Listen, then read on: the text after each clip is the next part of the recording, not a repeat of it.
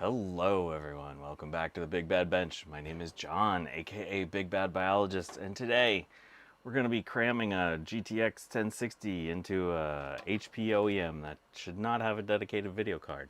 And then we'll be building a Socket 7 AT style system. So let's get right to it because we got a lot of work to do today. So we'll set this aside for folks that feel like doing some research. This motherboard that we're going to be working with later is an A-Trend ATC 5000. Nice little Socket 7 motherboard. I wanted to do that first, but I did some painting on the case this morning and it's still trying to let it dry. So for those of you that saw my stream with this little guy, ooh, something's clanking around in there. This is a HP OEM crap desktop. I don't even know what model number it is.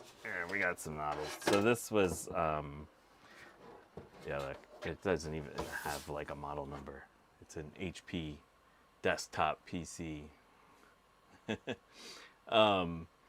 So this was my cheap PC challenge entry, and you might remember that we used the cutoff wheel to hack this WindForce GTX 980 into this guy, and you can see that this thing is basically the size of it. So if you go back, check out that stream. That one was an absolute blast. And this was my cheap PC challenge PC, and I used it for basically 3 weeks to stream, and it was pretty awesome. But it's time. Oh look, our SSD is falling out the back. It's time to turn this into something that we can get rid of or use for another purpose. So what we're gonna do is hardwire in PCI Express power so we can put in a dedicated video card, because I hate using systems that don't have dedicated video cards. Let me say hi to folks in the chat while we start taking this apart. We got Dave's Vintage Apple Tech, Trina's Technobabble, Jack68K, Lazy Blue Goat, Starbuck Tech, All Things DG, Gut Bomb, Tech Ambrosia, Mr. Tech Gadget, did I say? I'll say you again. Epictronics, Vic the Vicar, Pentium MMX, hello. And who else? Rudy is here. How's it going, Rudy? Rudy's Retro Intel. Okay, so a little captive screw here on the back. Set you aside. We probably won't put you back on for today. This guy, this little bracket goes like that. And then you have to take out, well, we probably don't have to, but we're going to take it out anyway. Just take out the DVD drive. Nice little laptop DVD drive in this guy. And then you flip up these little tabs on the front of the case. Flip that off like that. And you can see the giant hole that we opened in the front of this guy so the GTX 980 would fit in there. And then there's a little screw here that holds on that bracket.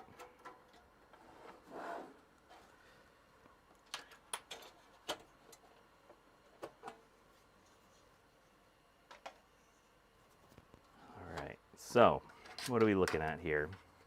So this is a newer style power supply where basically, you know, we're pumping 12 volts into the motherboard, and the motherboard is then distributing the stuff for like the serial ATA. And if you watch Tech Ambrosia's video on her cheap PC challenge PC, you might have noticed that using the serial ATA adapters is not ideal. So we are going to hardwire this guy in here. This little guy flips up like that. We're gonna make this guy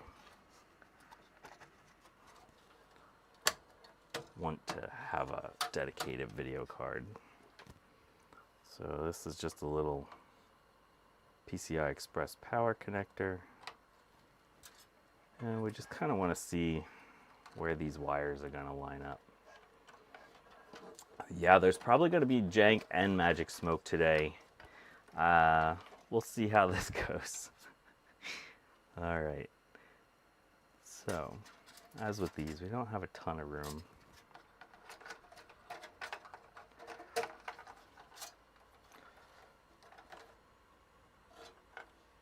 I think what we're gonna do is splice them all right around here. Hey, I80386SX is here, and Callan is here. Nice.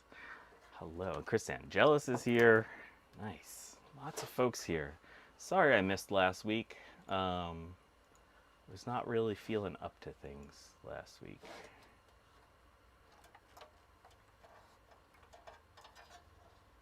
All right, and so let's see if this shows up too. Oh, it's upside down. So those of you that like to think about things, you might want to check out the power rating of this power supply. Total power can't exceed 180 watts. So that's something we should probably think about. That's why you might consider this clickbait, but in the thumbnail I had a GTX 1080 and I kind of thought better of it, so I pulled the 1060 out of my streaming PC and we'll use this. I put the 1080 in my streaming PC. So hopefully this gives us enough headroom. But then my other plan, my other genius plan, is to hit this thing with a Ryzen 5 3600 as opposed to the built-in 3400G. And also, while you're looking at stuff here, these are, we're gonna get rid of this for the time being so I don't hurt myself. I did some benchmarking on this guy to get a sense of where he's at. So I did, you know, the 2003 3D mark. Let's zoom out a little bit, give myself a little bit more room. Thinking hurts. That's true. That is true. Garth Beagle's here. Am I doing no shave November? No, I just, I've had a lazy week. Let's just say that. All right, so we're gonna splice this thing in the middle. We want to be really careful because these are thin wires, and also we're using a razor blade.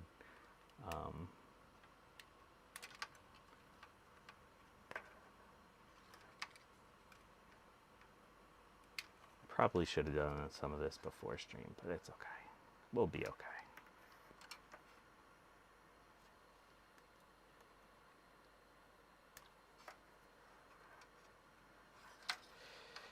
Yeah, I figure it should generally work okay, right up until it needs 180 watts.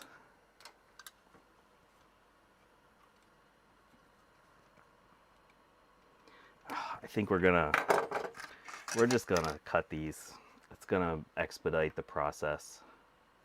It's gonna make splicing three things together a little bit harder, but it'll also give us better, make it easier for putting in heat shrink so that I don't have to go back and pull out all those pins from the connectors, because we want to use heat shrink tubing. We don't want this to be janky, right? We don't want to just use some electrical tape on this. So yeah, you can see that this thing, the scores are very not impressive with the Ryzen 3400G. And that it's drawing about 83 watts at maximum. As always, never do anything that you see me do here at the Big Bad Bench. I am what you call an idiot. This kind of thing has the potential to make a big mess.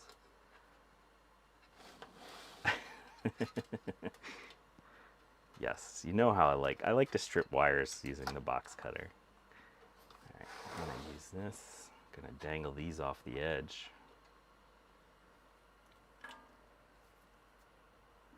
We're gonna use Chungus wire and iron today.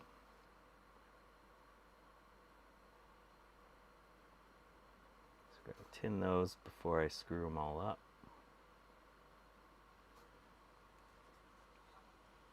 Make sure you have your fume extractor on. Totally have a fume extractor on. You can see all that smoke going away.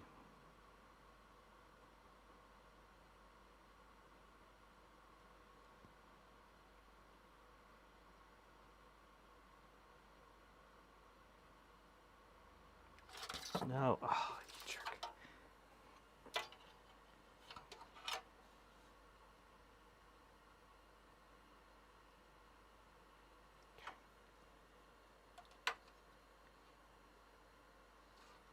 All right, so that's that.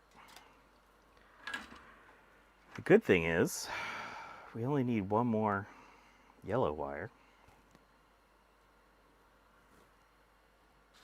So the yellow wire is our plus 12 volts. What do we got here? These grounds can go to 1. And then we got 3. So we're going to need 4 black wires. So we'll cut you off here. Leave that one in there like that.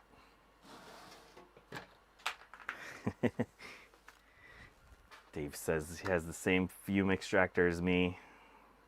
Leave the garage door open. Yeah. I am in a drafty barn that there's like a squirrel that's trying to get in here. I really hate squirrels. I mean, they're cute and all, but they just love getting into places.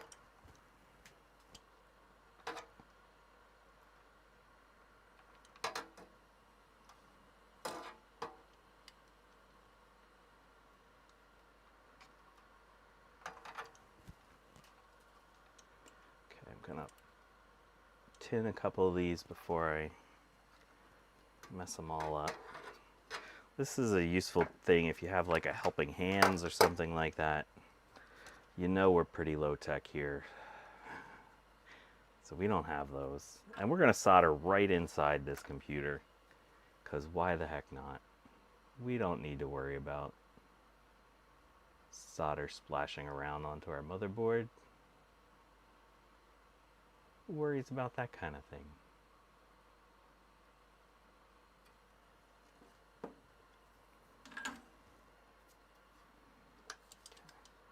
Doing a lot of splicing today.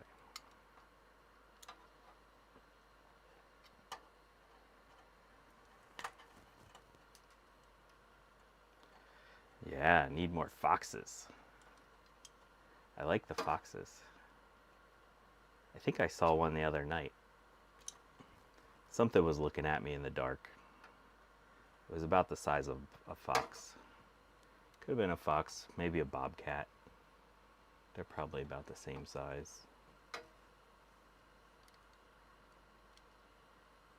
Look at this. We're gonna do two strips at once.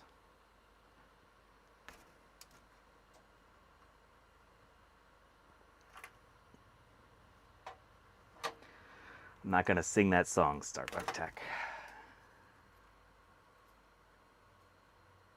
You can all do it in your heads.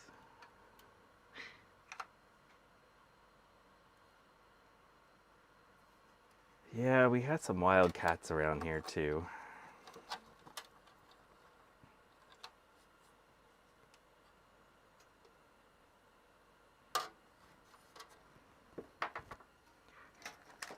Here's the blue tape for you, Dave. We're gonna use that as a prop here. There we go. That's nice. That is nice.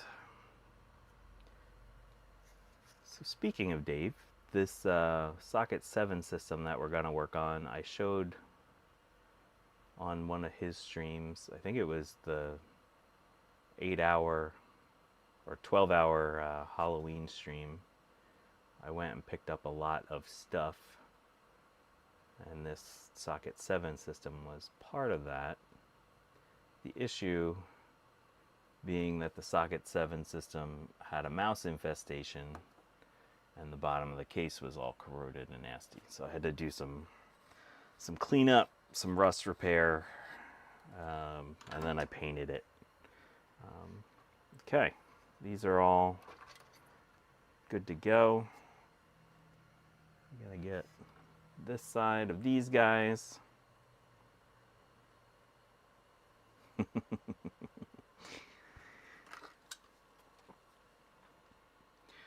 Also, I apologize. Is the sound okay? So this is my new downgraded streaming PC, and I did a brand new fresh Windows install. So I've basically lost all my OBS settings, and so there's a new version of OBS. It's actually letting me look at the chat right from within OBS, which is pretty wild. That is not a feature I've had before. So that's pretty darn cool.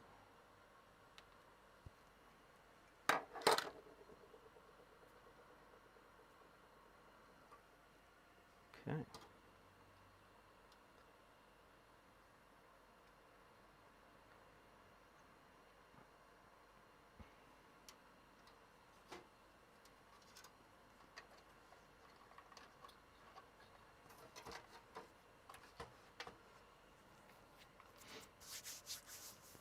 Davatron 420, welcome. What am I doing? I am hardwiring a PCI Express connector into a system that should not have one.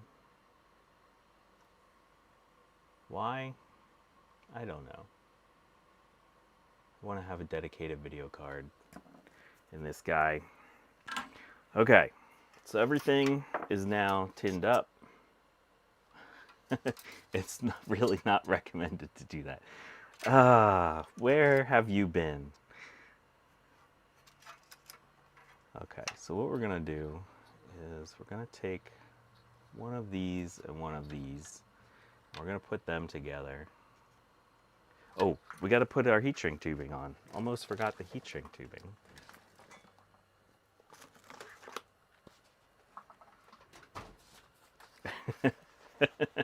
I hate 0386SX says, first time here? Oh, yeah. Let's see, we're gonna need this stuff.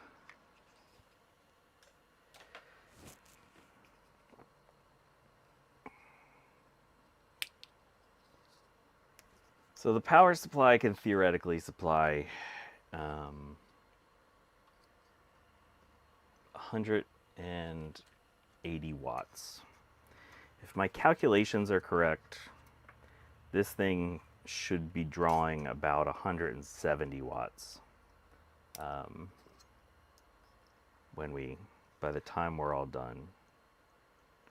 And we could potentially underclock things. And let's start here.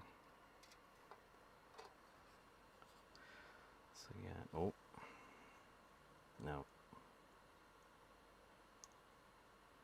Yep, got to use the bigger heat shrink tubing.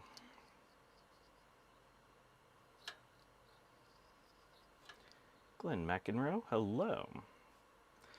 Yep, for this kind of thing, it's all about just connecting the right color wires. These are all 12 and ground, 12 volt and ground, so nothing special here. It's just a little bit of tedious work. And like I always say, don't do anything that you see me do here. What is wrong with you? Why would you do that?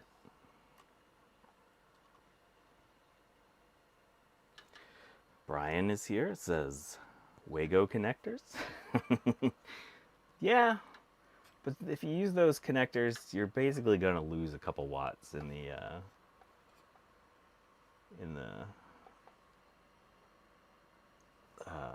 resistance. I'm not a big fan of the Wagos, so that's why we're gonna solder these boys together.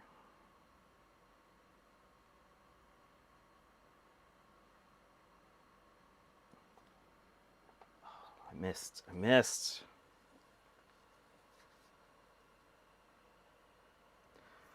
That's why I do these experiments, so that you don't have to, because really you shouldn't.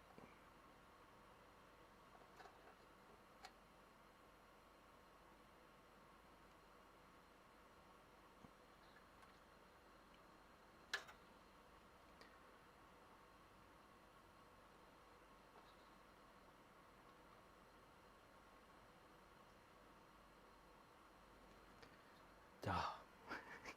And it is not easy to do these because it gets hot. Where's some plier majigs? Oh, come on, it's like I should know what I'm doing here. How long have I been doing this YouTube-y thing? Come on, tools.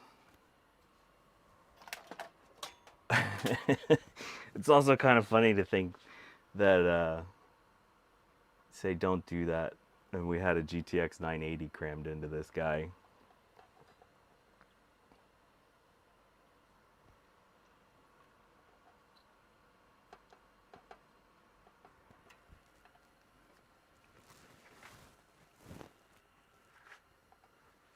Oh, come on. Where's all my tools? Sorry. Very rusty, in case you haven't noticed. This one.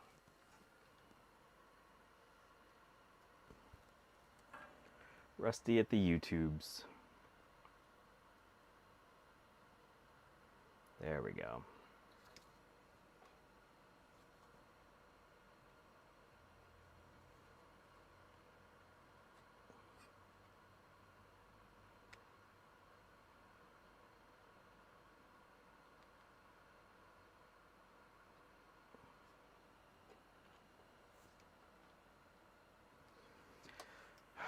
I am betting 1,000 today.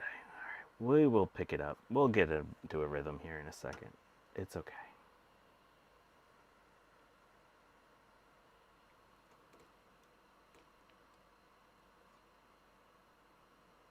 There we go. That's a much nicer, shinier joint. Oh yeah, that's a nice one. Okay.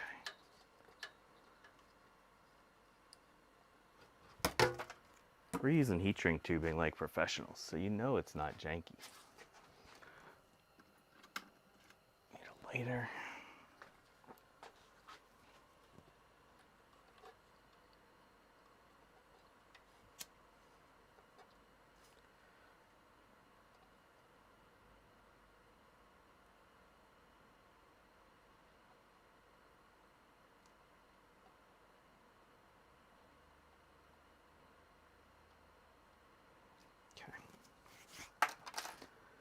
All right, one down, 600 to go.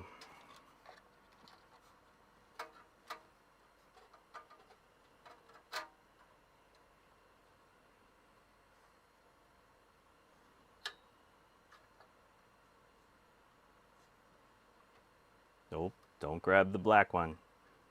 Don't connect the black to that.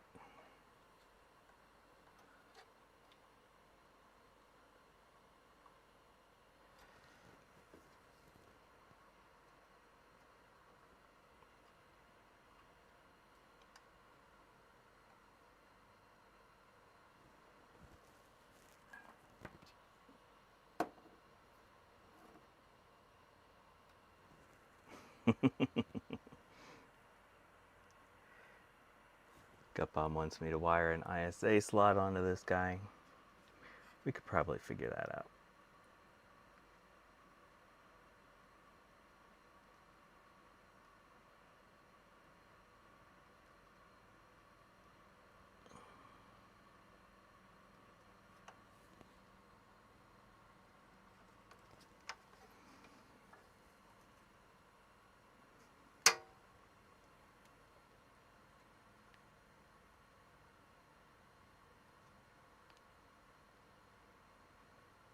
Oh, look what I forgot to do.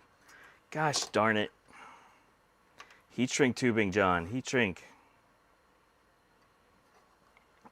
Why didn't someone remind me?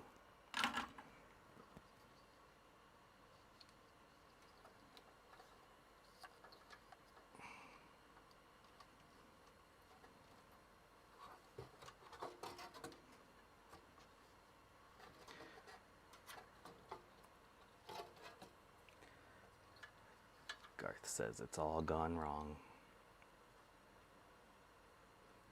He's not wrong about that. Here, look, we can keep those guys over there.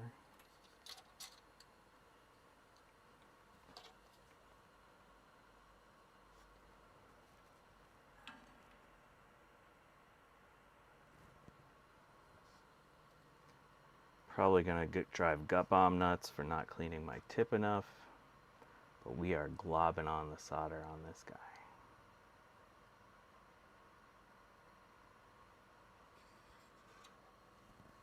Oh yeah, that's nice. That's nice. All right.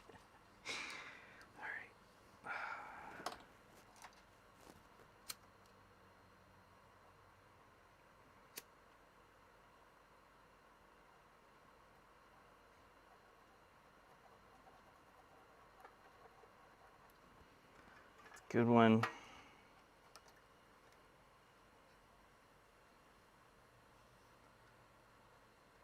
Let's do one of these. So these two are basically just a signal. So these last two black ones don't draw a ton of amps. So you can bring one of, or don't contribute a lot to the amperage. So this is going to be a three wire. Oh, we need heat shrink tubing.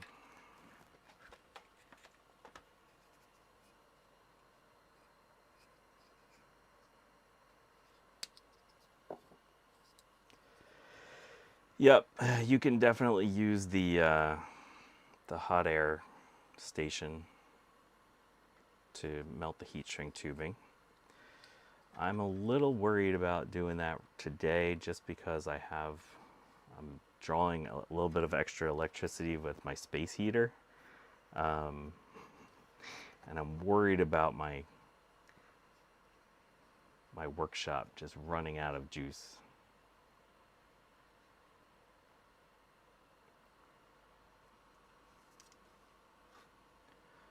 So are you pulling all the current over the CPU? No. So actually the CPU connector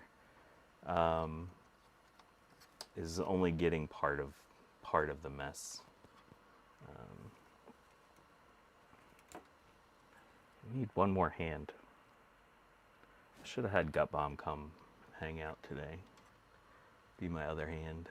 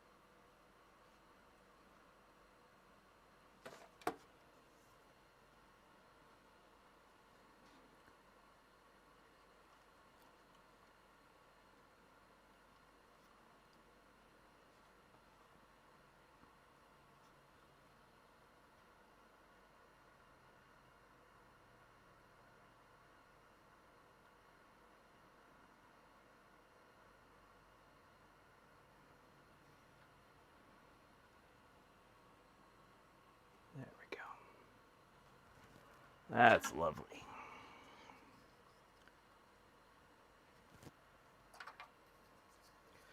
So obviously, folks, there are times where we do really nice clean work here. Today is not one of those. Today is we are just gonna bang this guy out.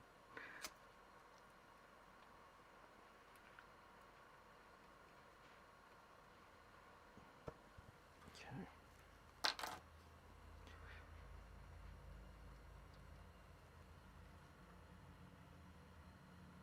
What's going on? Eric's Edges here.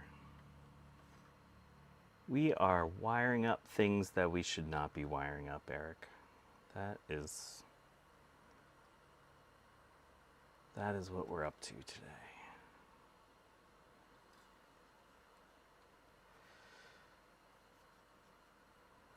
And probably what I should have done is strip these down a little bit further and done like a nice little twist. That probably would have helped a little bit.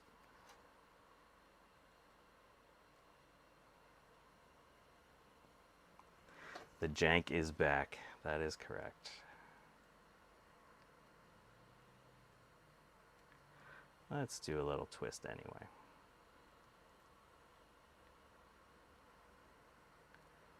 Oh yeah, so many amps. We will be full of amps on this guy.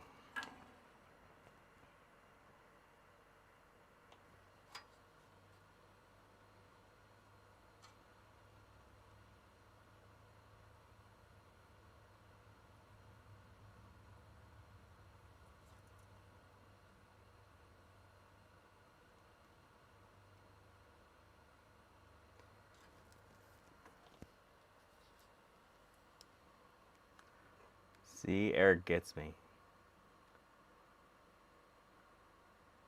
As long as we're using heat shrink tubing, we can't be totally janky. Ah, it's burning my fingers.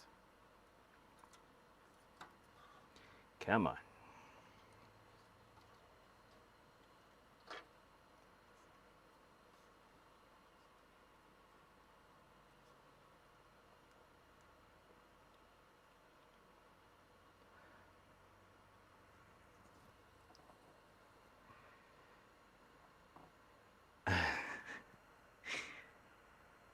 Tech Ambrosia is the whole reason I'm doing this video.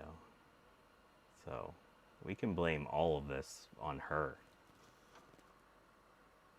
I wouldn't have this system if it weren't for Tech Ambrosia. Why would I buy this piece of crap HP?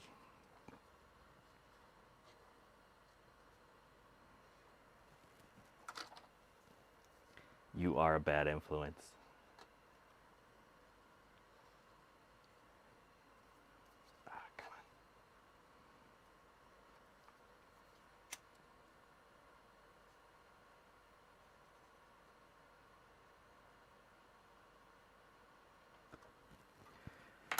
Okay, we're making progress here, folks. We got one yellow wire left and two blacks.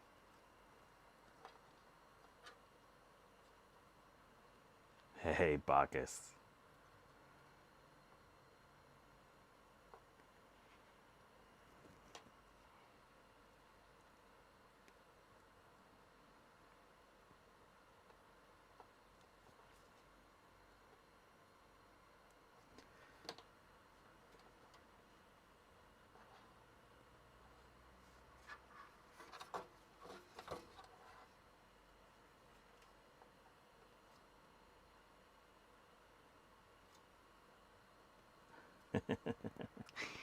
Callan says, I can't deny I had the thought, why did you buy an HP? Yeah. So, Tech Ambrosia did a thing called the Cheap PC Challenge. And basically, it was what I could find for the price range. So it was, we had to build a system, CPU, motherboard, video card for $100.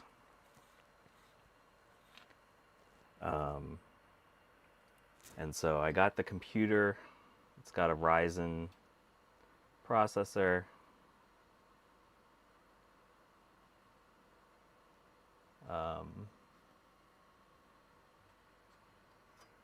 The computer itself isn't bad, or the processor itself isn't bad. So it's a Ryzen 3400G. So I paid $60 for that, and then $40 for the GTX 980.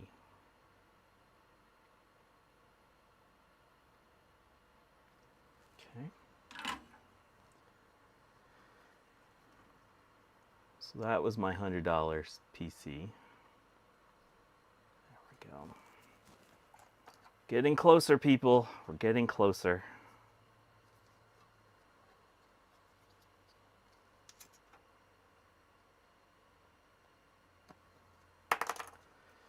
Okay. Oh. What did I do? I cut one more of the black wires than I needed. That was not smart. Oh well. Doing one wire is going to be easy compared to what we have been doing here.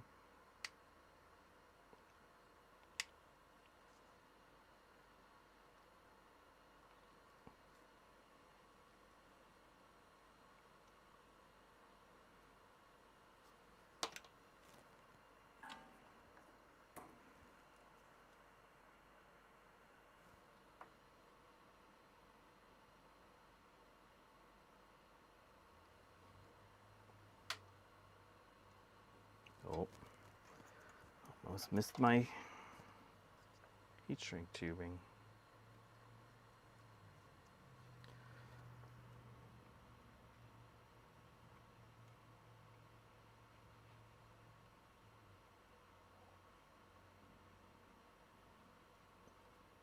Oh, come on. Ow. That was only slightly burny.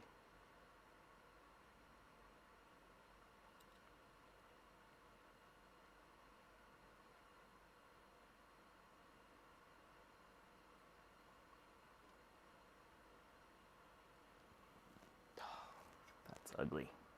That is not a shiny, happy solder joint.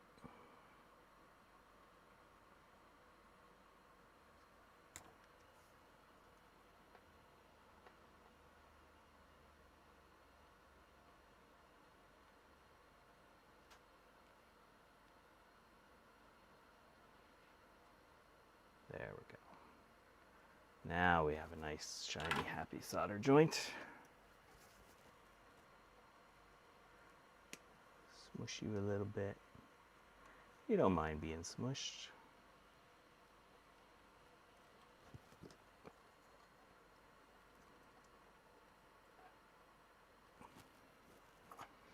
Oh, we're getting close. Is anyone else excited? Oh, I didn't even need to wire up those two because the 1060 only uses the 6. Oh well. In case I decide to try out the 1080, it's ready. Oh, that's funny. I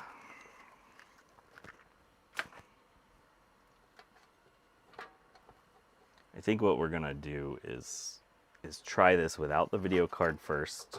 Just confirm that it still boots up, that we didn't break anything. Heat shrink tubing, John. I have the attention span of a flea.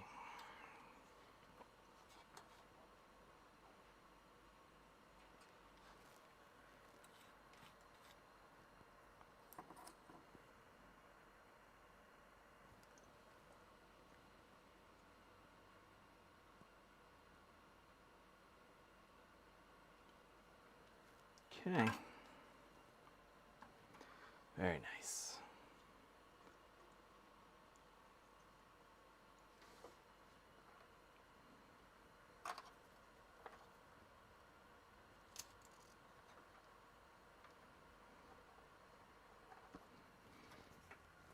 All right, look at that mess. Look at that mess.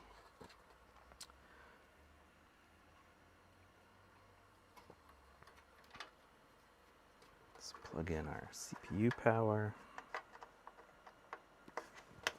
Let's take our video card out. I know we should probably do a full send it, but we'll be somewhat cautious. There's no reason to destroy a 1060.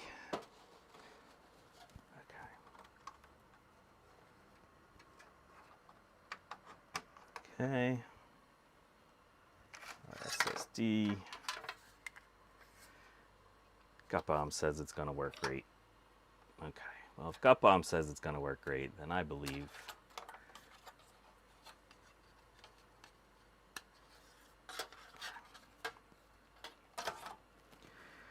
Oh, let's connect up some junk.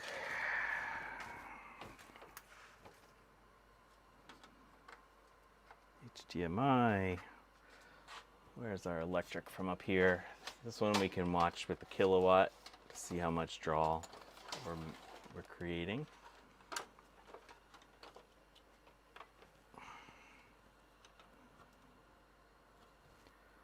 Okay. What else do we need? Guess we should plug in a mouse.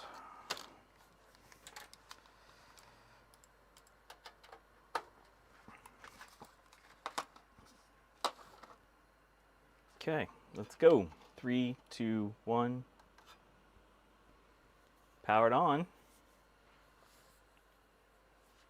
Oh, gotta turn my TV back on.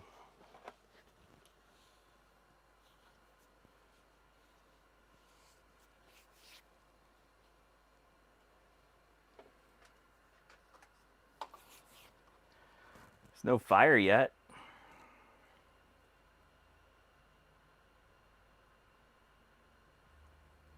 There we go. We're booted up.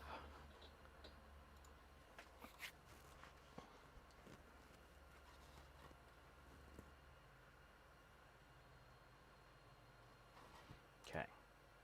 Now we'll shut you down.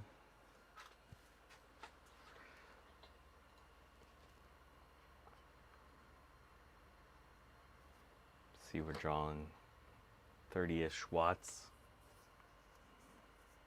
Okay, it's off. All right, here we go. This is the big bonanza. Big bonanza, what am I saying?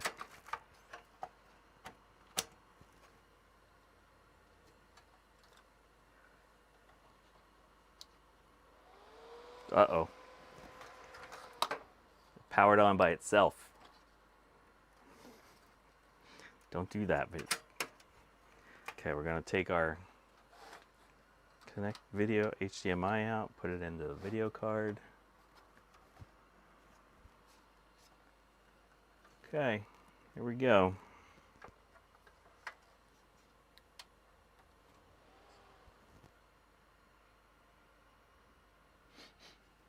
Okay, 3, 2, 1.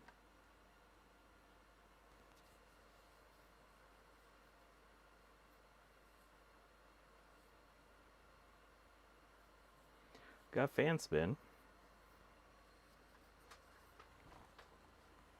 Yeah, keyboard error. Okay, that's fine. We don't have a keyboard installed, so that's cool.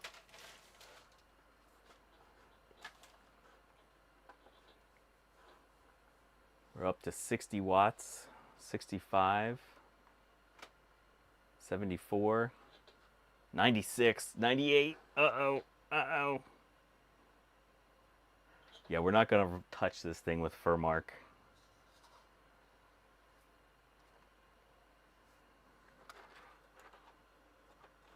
$103. Okay. It's all right. This is fine. Oh, do I have any NVIDIA drivers? Shoot, I apologize. I probably should have had NVIDIA drivers already installed on this. Oh, shoot. Okay. Let's grab some Ethernets. Where are you, Ethernets? Oh, it must have found some already on the system. Sweet.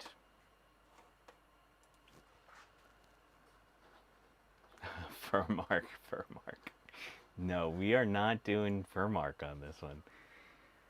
Let's check and see what kind of video drivers it decided to install. Oh. Okay, we're going to disable this.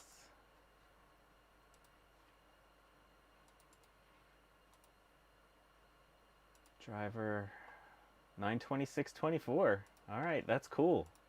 All right, let's give it a quick restart.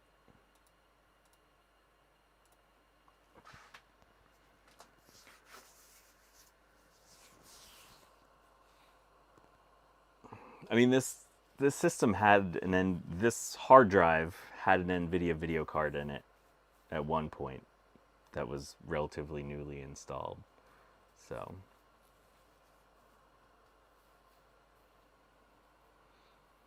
old PCs use magic wands for a keyboard.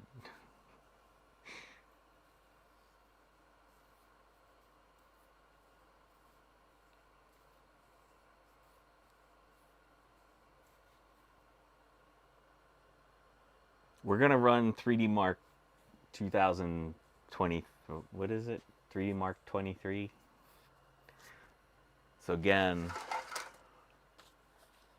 yeah, we gotta. I don't know. We gotta do like a split screen. So we're gonna do 3D Mark.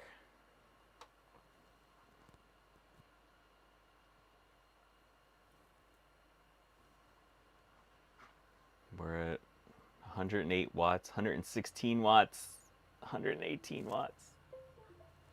Something just dropped out, drop back in. Let's go to benchmarks. Let's do Fire Strike. Here we go. All right, let's, we're gonna, oh, I can make this a little bit bigger so you can see. But we don't want to, if the power supply starts shooting out sparks.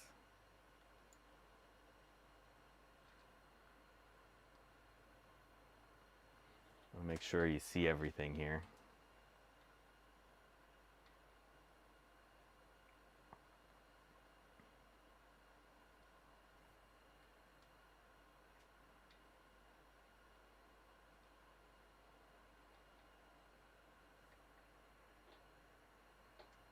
It's collecting system info. They can't believe what we've done to this HP. All right, here we go.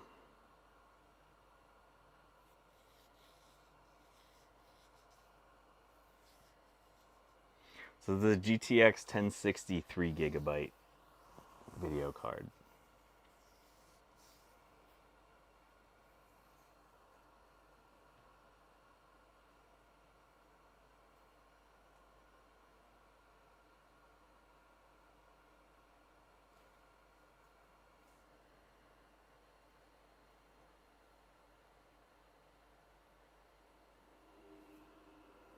Ooh, 190, 192.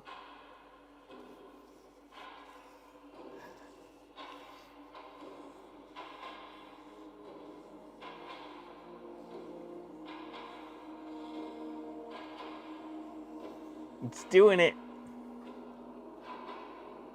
I'm gonna stand back a little bit.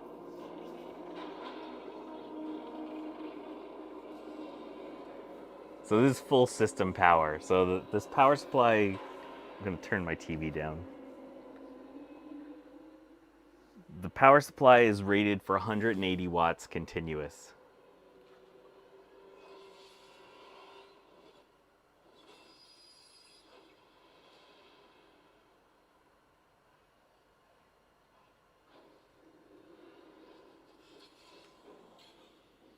I don't smell any burning.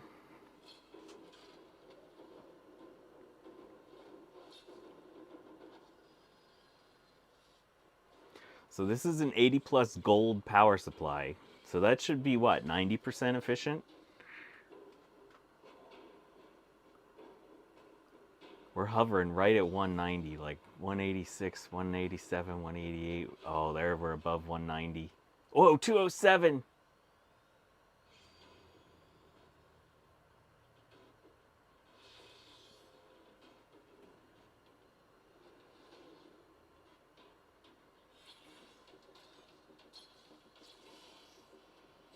That's true, Tech Ambrosia. It will not be at max efficiency at 100% load. I didn't even think of that. Oh, that's funny. It's going, man.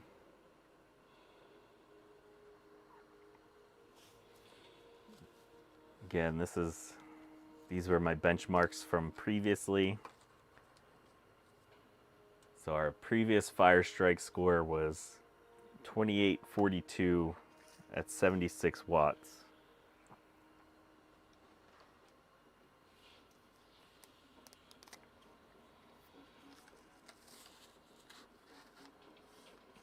This is our after.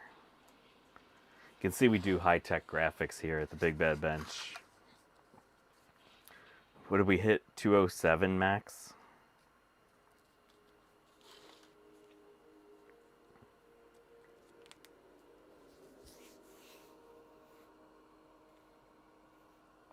I made it through the demo part of it.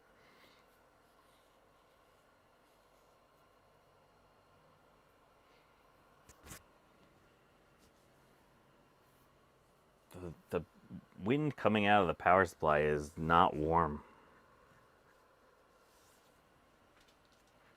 Yeah, so this is the original HP power supply in this thing. All right, we're in the benchmarking part of this thing. We're 195, 198.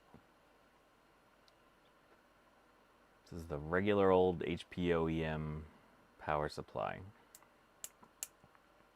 220.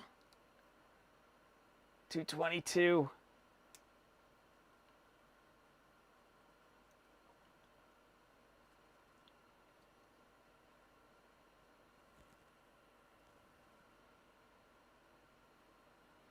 Let's feel how bad our connectors are. In case my soldering was bad, you'd feel some warmth on the solder joints. I didn't feel anything there.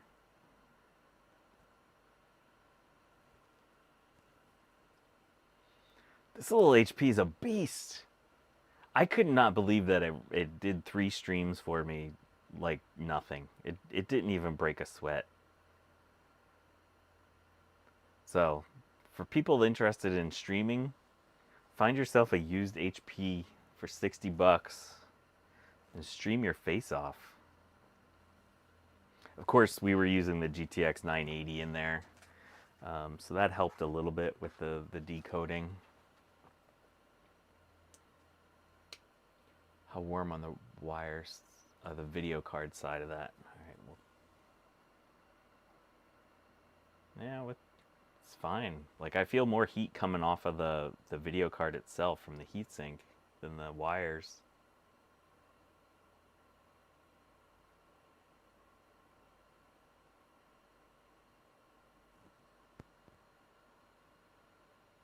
CPU seems to max itself out, like, so this is the CPU test. We're at 90 watts, basically.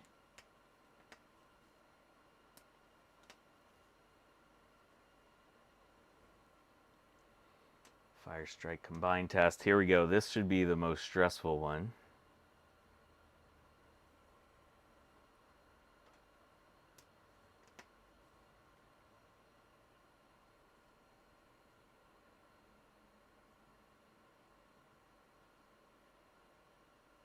$170, 192, 194, 196, 99, 202, 203, 209, 216.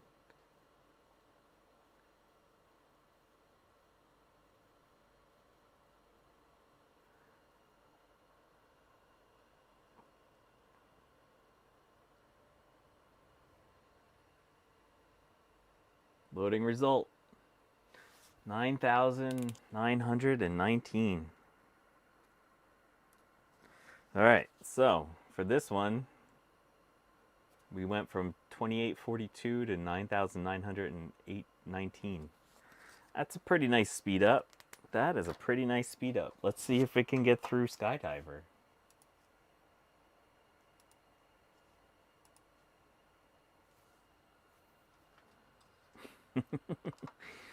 The CPU fan is not going to fly off. It's the power supply that we're worried about exploding here.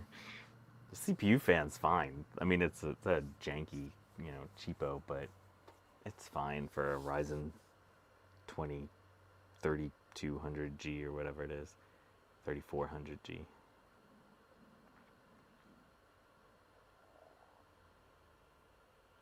Yeah, it's the PSU, like Tech Ambrosia says, waiting for that PSU to go poof. That is a likely scenario.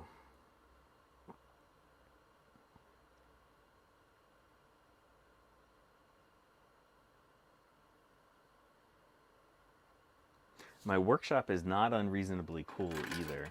The other thing is that our incoming voltage is actually a little low, or 117 here.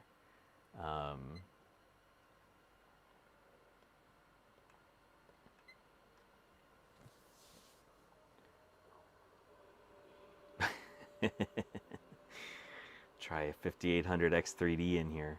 Well, so my next plan is to put this Ryzen 3600 in here.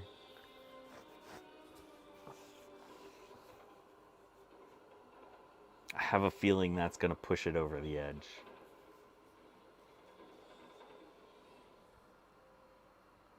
It looks like we have three-phase power for the CPU.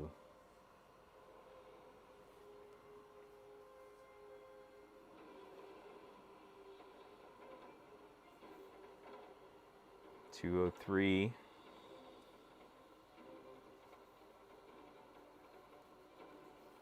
Man, this little power supply is rocking.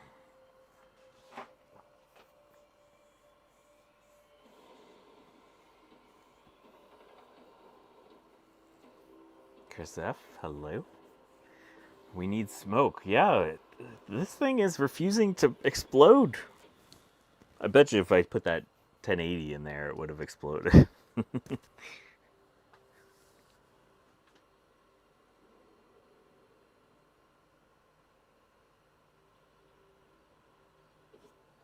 Nice, 5700 X3D. That's a nice processor.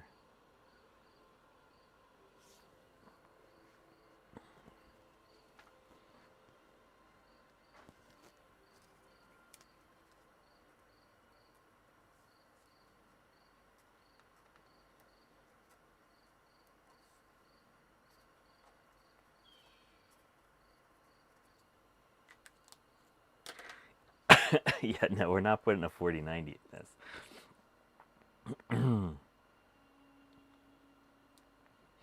I'm interested to see if the BIOS even allows a 3600 to work in this system. Some of these OEM systems lock down the BIOS to only whatever they were originally shipped with. Jack 68K came here for fire and he's disappointed. I know.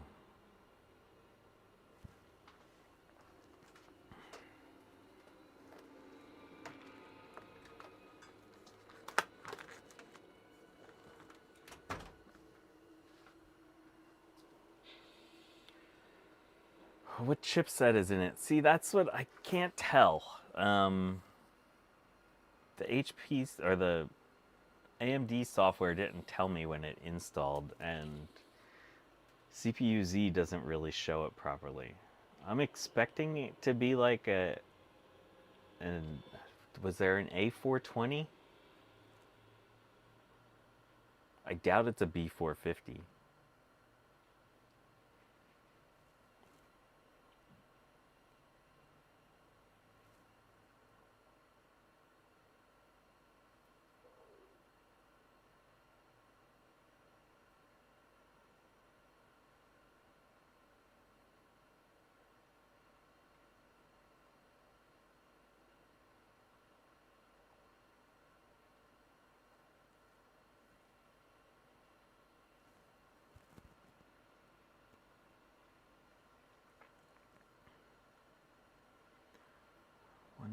.194, 197, 98, 99. This thing is right on 200.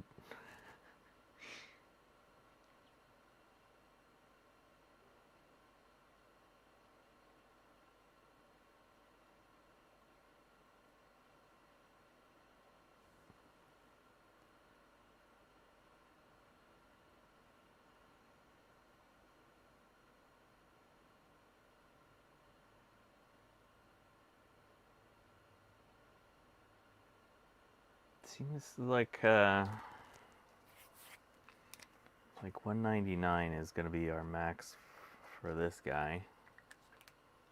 We're not doing Furmark.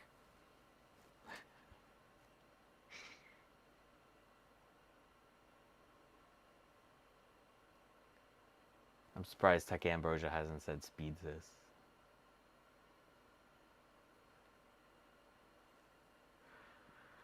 Hey folks, if you wouldn't mind, go click that like button.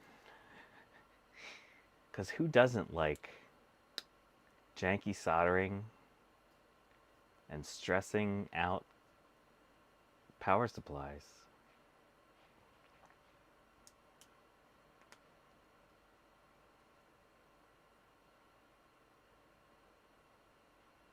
thing just goes, man.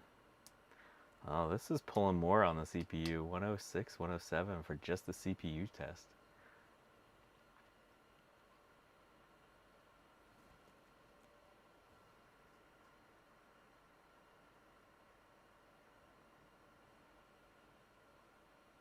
Thank you, Bacchus.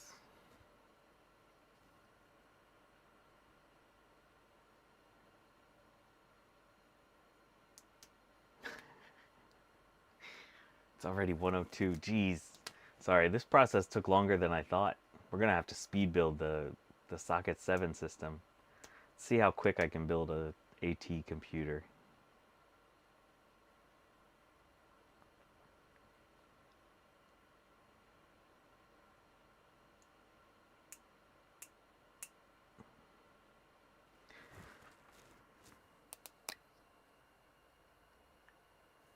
$22,473. So before on this one we got 99.48. This time we got 22,473. Yeah, I'm surprised that CPU-Z wouldn't tell me the chipset either. I thought that was weird. Let's do CloudGate just for the sake of completion, and then we'll try our more different CPU. i380 Oh man, why is it always hard for me? Do you mind if I just call you Jesse? i80386SX says CPU hates it so much that it has no words. That's true. I think that's correct.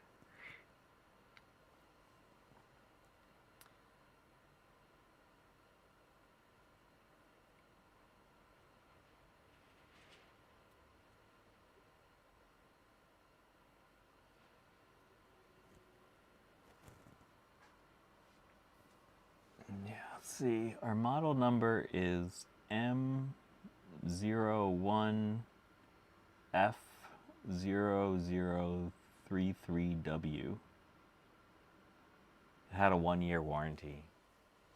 I think we might have voided it. I don't know. The angle grinder in the front of the case probably voided the warranty. This thing is sitting at 200.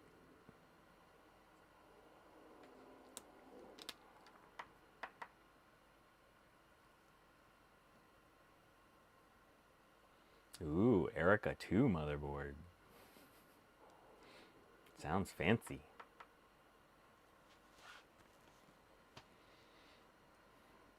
Oh, 211, 213.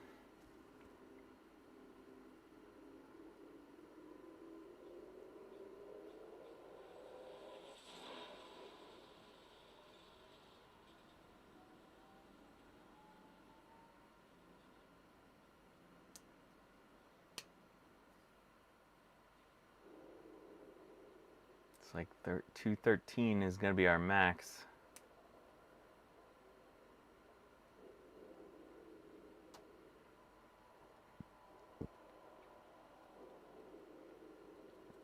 $215. It's hanging it. It was at $215 for a moment.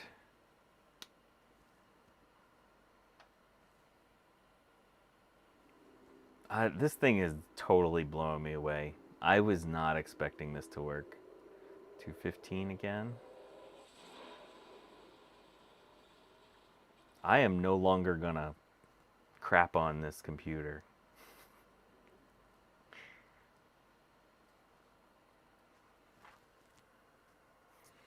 I think 215 was our max.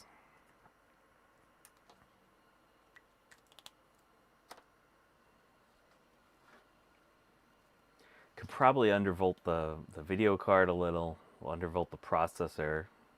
Leave a little headroom in there.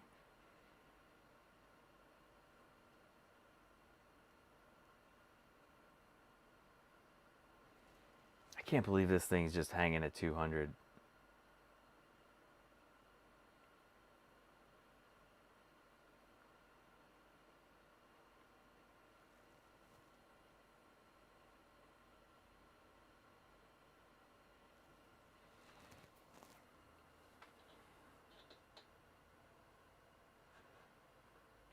while we wait for this test, let me show you the what the case looked like for the AT computer. Where is it? There it is. Okay, so that's the motherboard we're dealing with. That's what the cases look like inside. Lots of there's some leavings that were inside there. There's a nice sticker on the back that said the original computer setup. But yeah, it was gross. Lots of nasty, gross rust grossness. So we will see in a moment what this thing looks like now that I've cleaned it up, gave a coat of paint.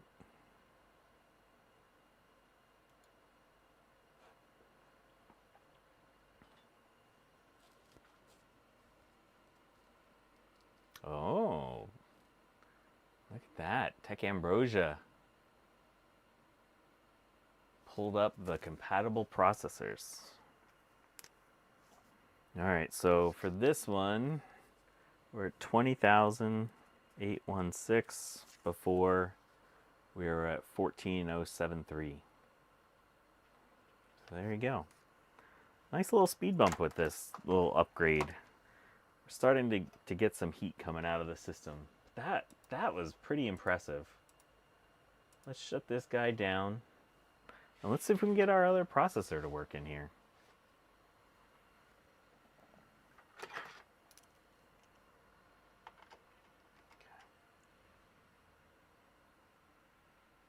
This has to be a good sign. The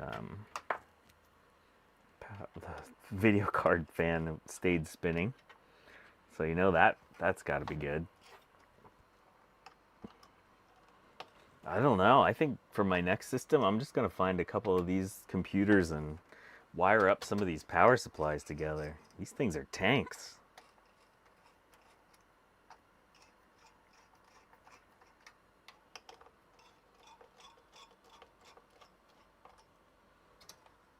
Try to jiggle this so that we don't rip the processor out of the socket.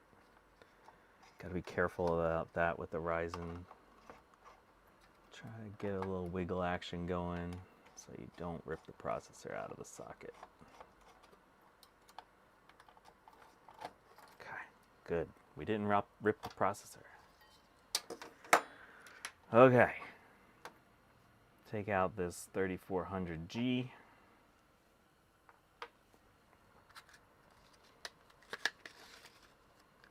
Put in 3600. And it's not a 3600X or XT or anything, it's just a regular 3600. Oh, fart. Alright, so we have some bent CPU pins.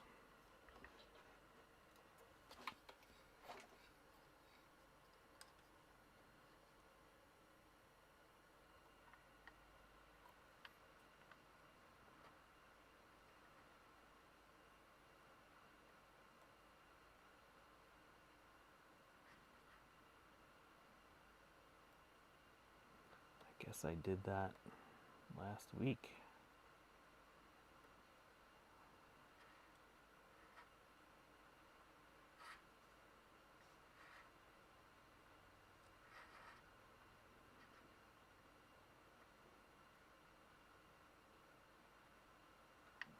Okay, I think we're good now.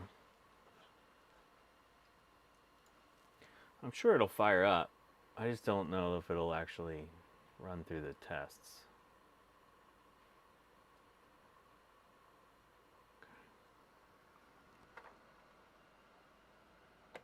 Well, actually, I don't know that it'll fire up because OEM BIOS magic. Get we'll clean that up. Very clean, professional. There's lots of good heatsink compound, thermal paste on there, but we'll do new stuff.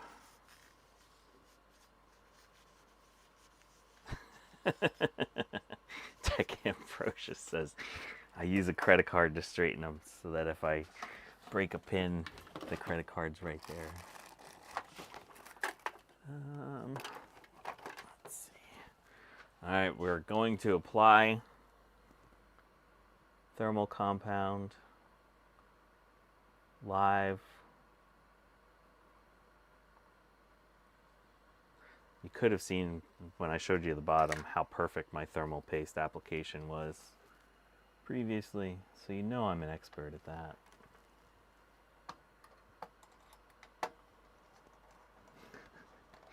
Dave's telling me to glob it on. You glob it on, Dave.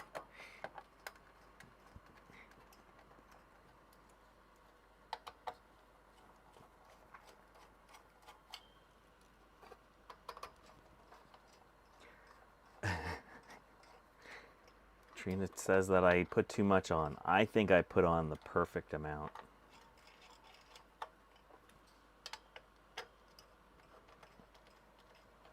Tech Ambrosia says not enough. Y'all have a lot of opinions about stuff. Okay, here we go. Oh, I smushed our case. Oh, our case is smushed. Okay. Here we go. 3, 2, 1. CPU fan spun up a lot, and now it's slowing down. I think we might be training.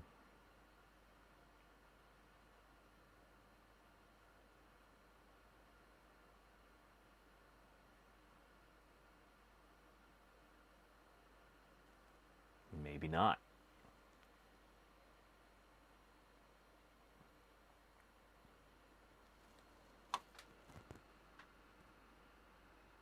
Come on, baby. Do a thing. Oh, there it spun up again.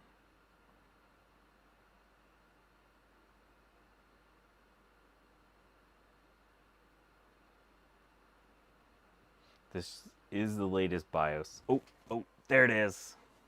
There we go. Nice. Press Y to reset the TPM. Yes, that's fine. Oh, I don't have a keyboard installed. I've been doing this keyboardless.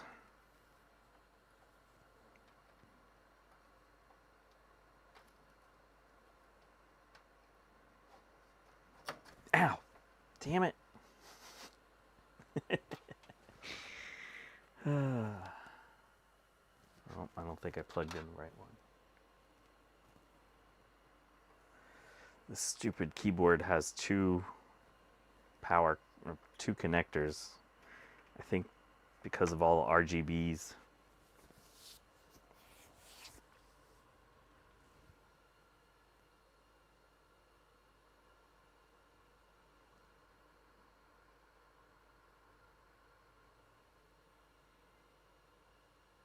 Go HP, go. We're only drawing 57 watts, 44, 58. Okay. All of our stuff's messed up. Are you gonna make me do the AMD drivers?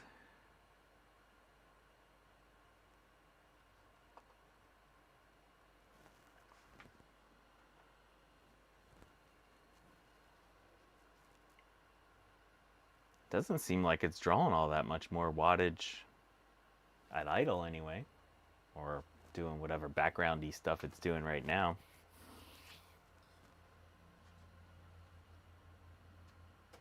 Oh, went over 100. Oh, there it goes. Let's check our drivers. Device manager. Okay, we got no yellows. AMD, all that stuff. Yeah, that looks fine. Let's check our video card.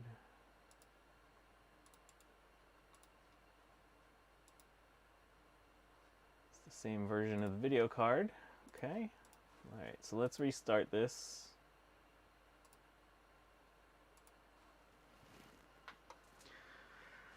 Debatron, this is a GTX 1060 3 GB.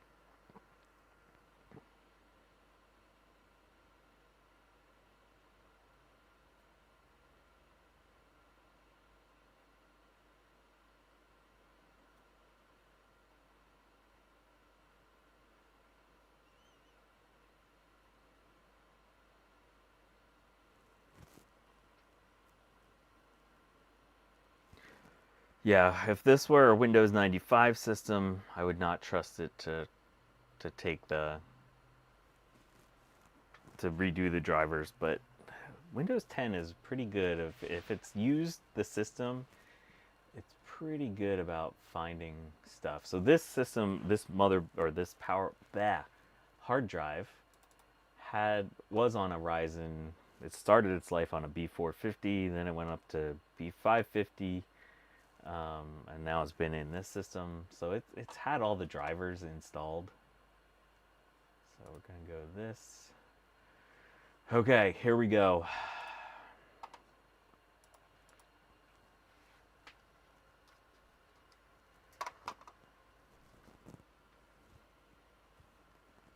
Can it handle the 1060 and the 3600?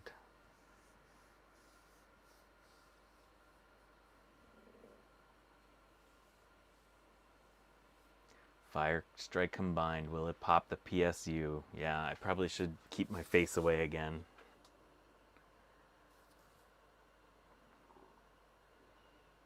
Come on. Come on, little power supply. You've done so great.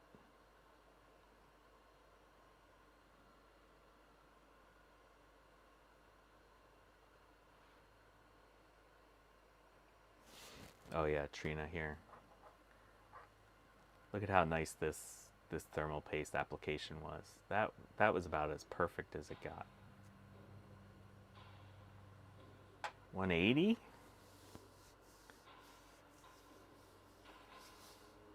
So last time with this setup, we pulled 207 watts max during this test.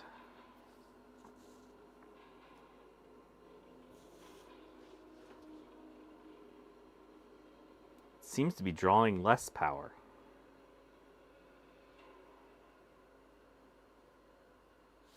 We still got time. We still got time. If it don't smell like burning, it means that'll work. Yeah, that's kind of correct.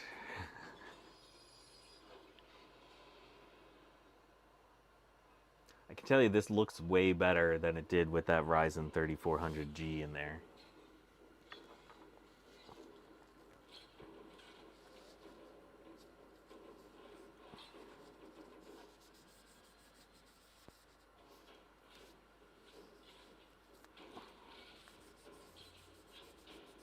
Yeah, we're hanging at about 180.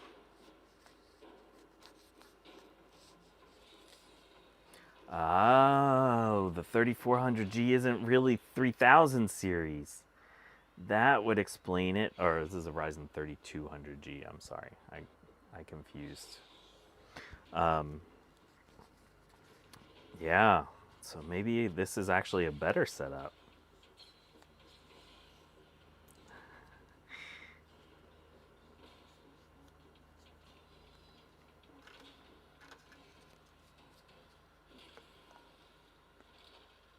So efficient. We're so efficient.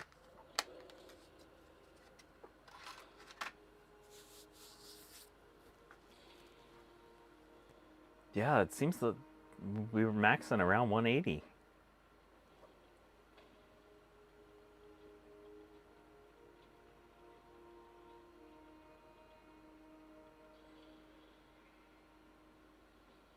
Yeah, I forgot they cheaped out on those and used the old cores.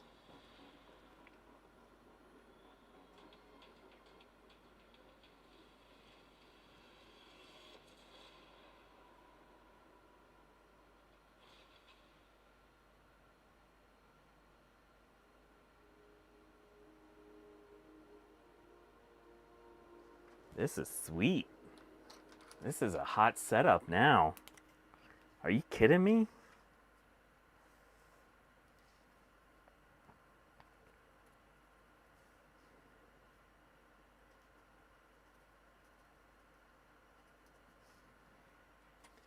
Keep our eyes on the kilowatt. See if we go above 180. Oh, 184, 185, 186, 190. Okay, we hit 190 there.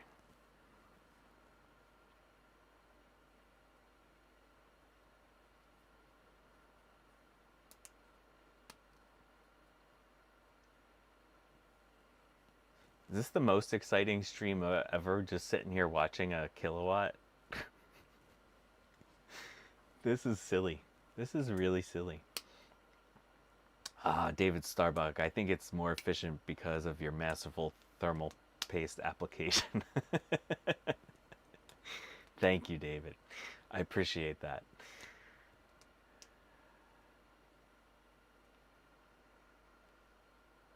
$187, $197.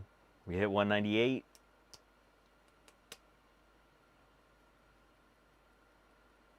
$198.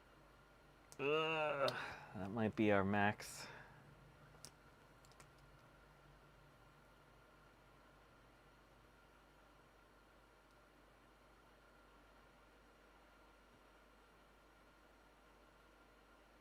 All things DG, it's like hanging out in an ops room.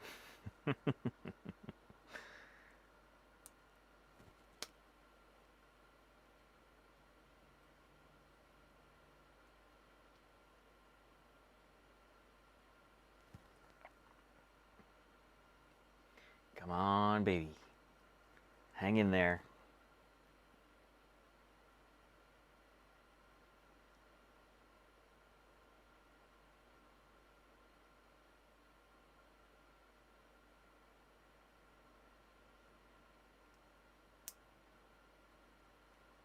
Come on, here we go. Combined test. Let's see what this does. Just asked, did I follow HP's strict thermal paste standards? Yes, yes, I did.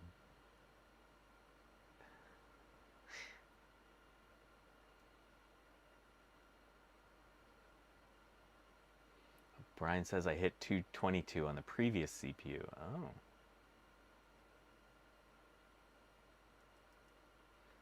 I had 207 recorded as my max on that one. Yeah, we're hanging at around 190.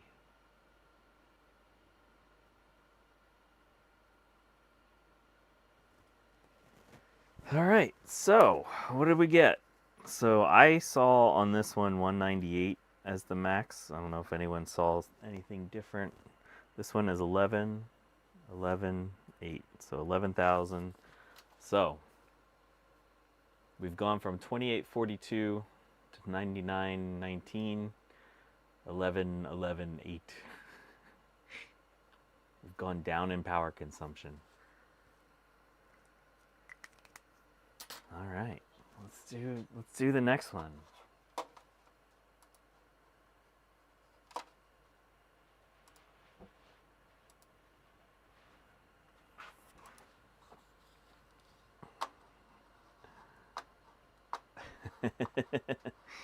Count says, come on, do the locomotion. To get the most performance with those Ryzen CPUs, to use the fastest memory you can. Yeah, no, this board's not going to run fast memory. Our memory, I think, is currently at 2400. Yeah, this is not a performance crown. This is decent performance for the price, right? So the system was $60 last year for Tech Ambrosia's Cheap Pieces Challenge 2023. I got this 1060 in a lot of stuff that I think was $40. So again, even, you know, this was only a fraction of that 40. It was a really awesome little FX system.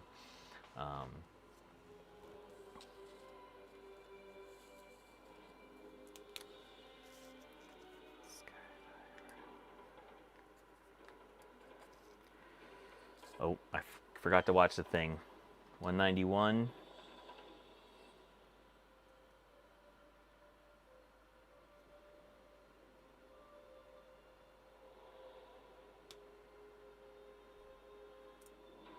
But for a $100 computer, you can't beat this thing. I can't believe it streamed for 3 weeks in a row with a 3200G processor. I love this computer. I think this is going to be my new work tower. And then I'll sell off my computer that I have at work.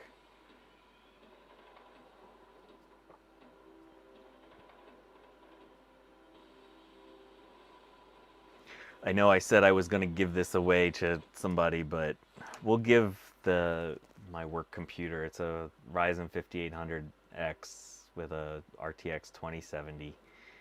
We'll give someone a good price, and then we're going to donate that money. There's folks that need that money way more than people around here do right now. Plus, I should be able to get a good amount for that system.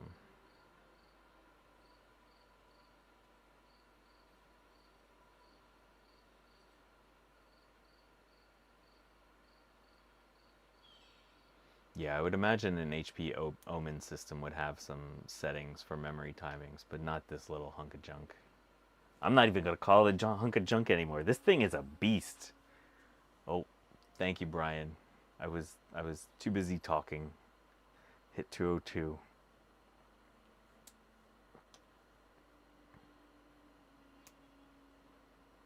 Mostly we're in the 194, 193 range, but I will take your 202 number if I don't see anything higher.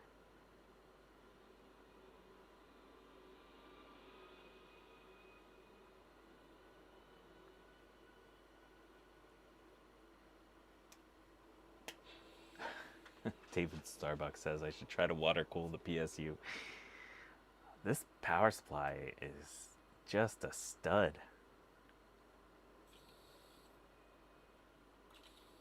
I'll zoom in. I'll show you what the power supply says again. It says do not go above. What's the specific wording here? Total power cannot exceed 180 watts. Hey, Epictronics, thanks for stopping by, man. Always good to see you.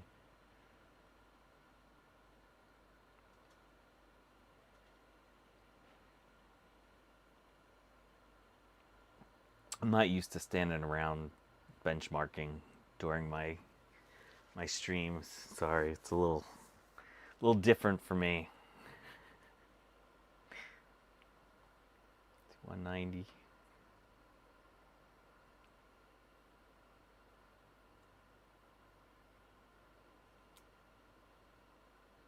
No, we're not doing MemTest. Trina owns the exclusive rights on MemTest.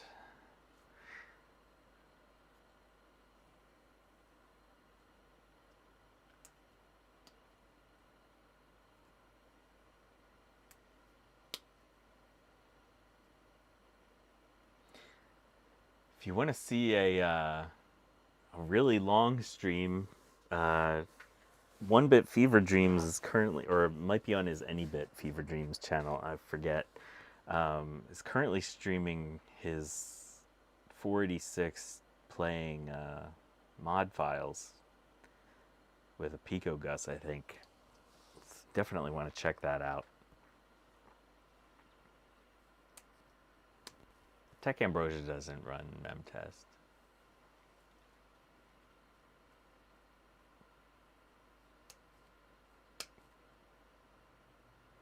Like I said, if we want to run MemTest on a stream, we have to pay Trina licensing fees.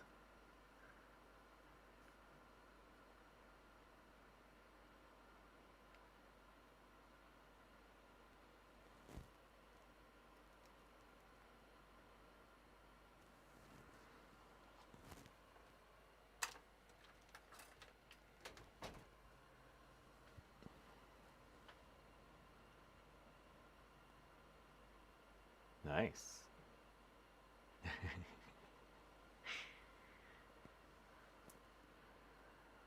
That's pretty cool, Davatron.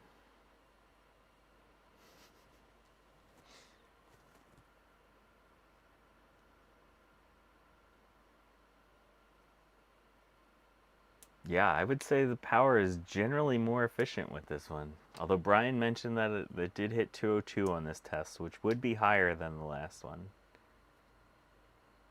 But it's generally hanging in that 190, 194 range.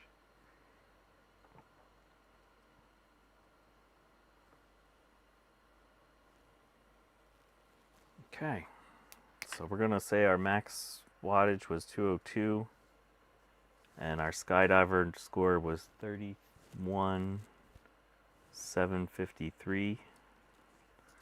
So our original 9948, 22,473, 31,753. Lots of nice performance coming out of this system.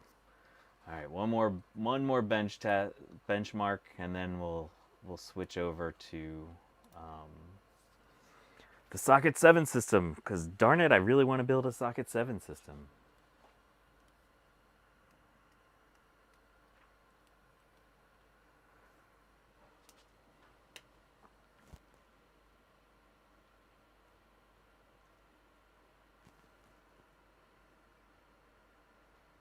I wonder who made this power supply for HP.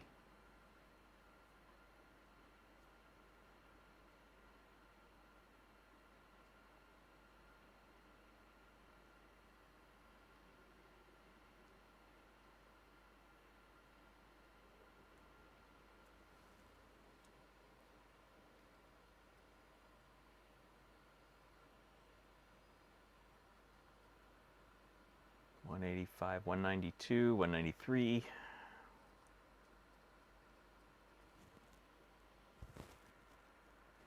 So this test drew the most wattage consistently. Last time we drew 215 max.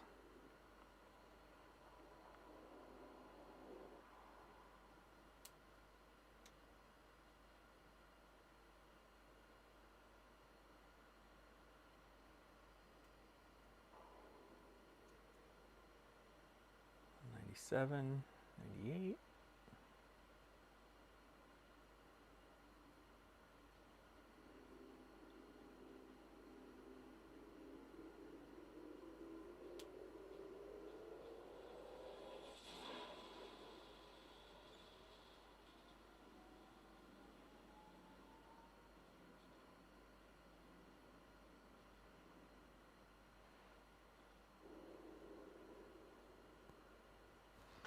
Going. It's going. Guess I should clean up a little bit, make room for the next system.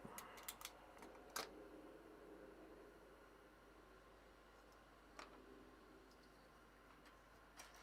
don't want to take my eyes off the kilowatt.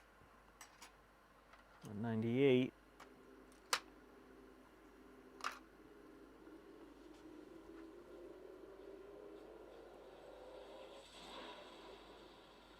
Keep hitting that 198 mark.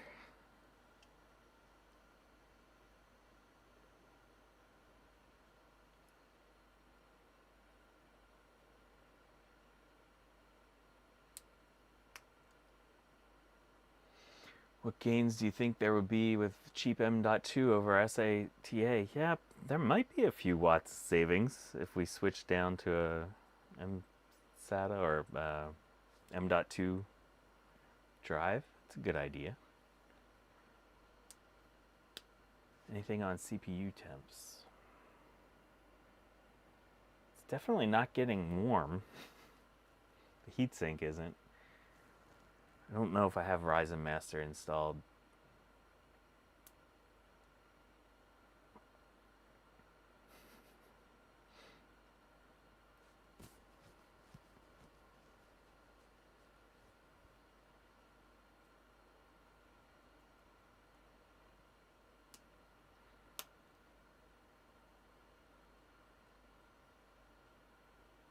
$195, $196.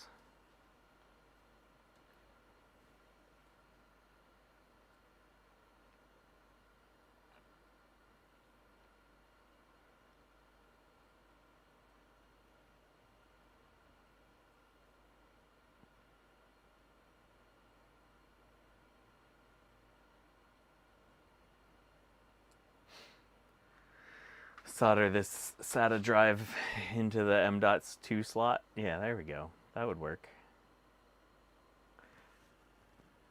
This looks like it's an NVMe slot. I don't know if it... Normally this chipset does support both, or, well, the cheaper chipsets would support both, but I don't know.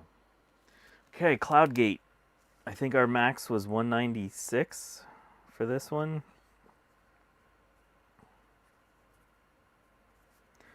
And our speed is 36,080. All right, so originally 14,037. With the dedicated video card, we went to 28,816. Now with CloudGate, we've gone up to 36,080. And generally, our power consumption has gone down with the Ryzen 3600. As Tech Ambrosia mentioned, the 7nm chip. There you go. Well, that was fun. That was way more fun than I thought it would be. Well, maybe not. I was expecting some fire. So, here we go. All right, let's build a socket 7 Pentium. Shut down. Thank you, little Ryzen HP thing. You were way more entertaining. How much fun was this little system? Reminder, Tech Ambrosia, this was your idea to do the cheap PC challenge. And so, how awesome was this? Let's see. There's like, it's the warmest thing is the video card right now. I have not redone the thermal paste since I bought it, and also it's kind of gross inside. It needs to be cleaned out. Oh yeah, here's the wording on that power supply. I don't know if it's going to show up clearly.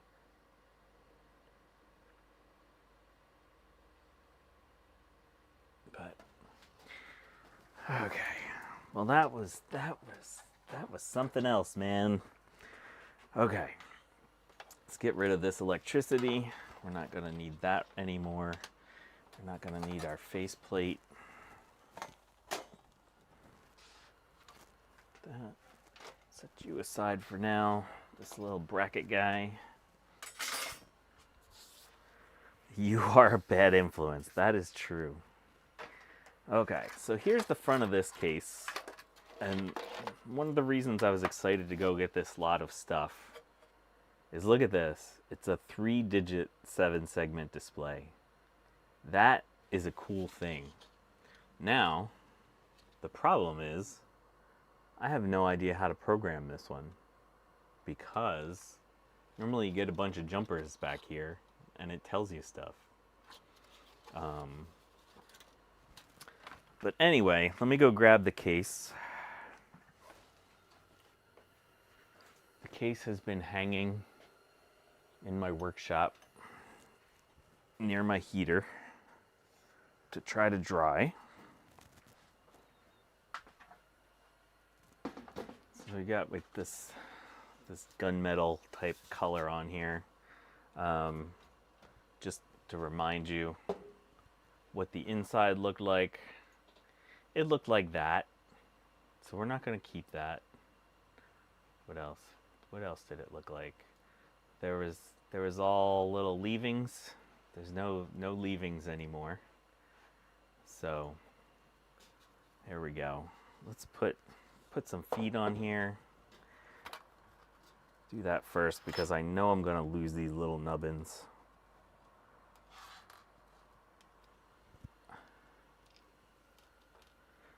So these guys just go through the holes like this, and that goes up there like that. Oh, I guess we can zoom out a little bit. This system is a little bigger than the other one. Yeah, this looks way better than it did, at least. It's not perfect, but at least it doesn't have animal feces and rust in it. So we're going to take this as a win.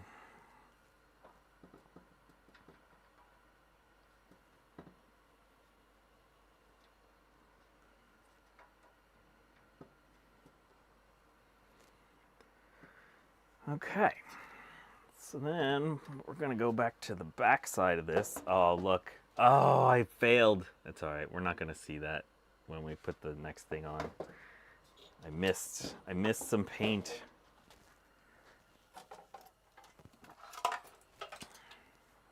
Power supply that weighs about 3 ounces.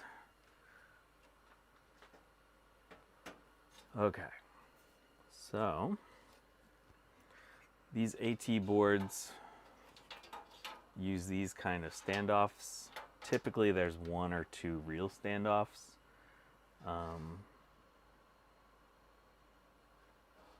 So we're just gonna line these up here.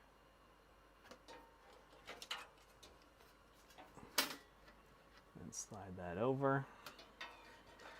And now these should be 3mm screws that we need on those 2 slots, which should be still right over here. I didn't put them in a bag. Sorry, people. I know I should have been more organized. I should have put all my screws in the proper bag.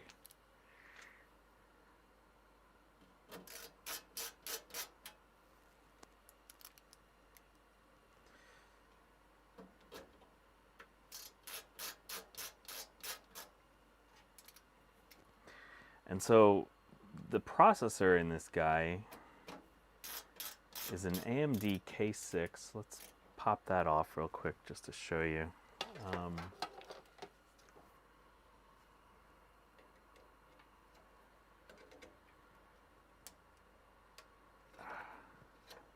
No thermal paste.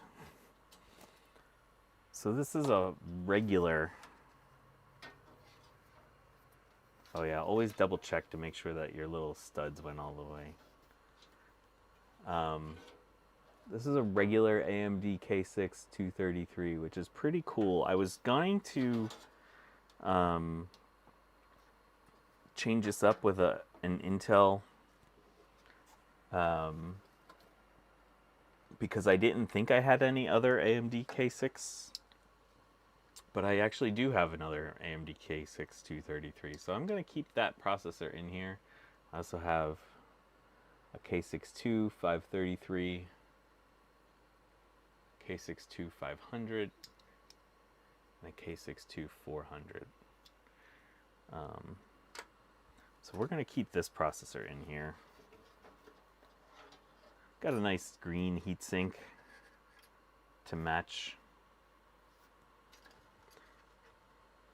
Wait, you can put an Intel CPU in there. Yeah, so socket 7s were generally Intel, but at the time there was also AMD and Cyrix, however you prefer to say them. This is a regular socket 7, so Super Socket 7 would have an AGP slot in it. So not super desirable, but this is a solid system for retro stuff.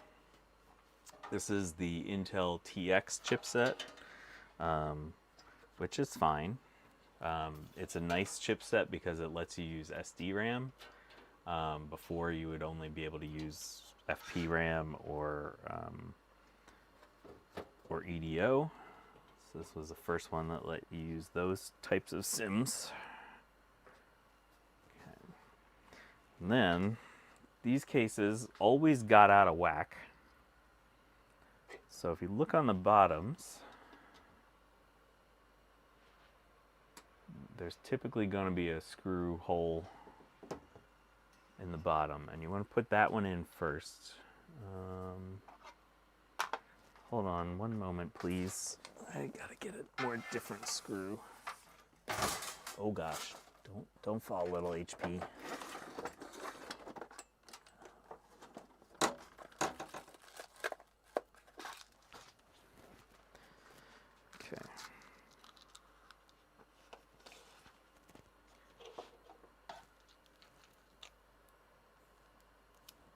I'm going to put that screw in first.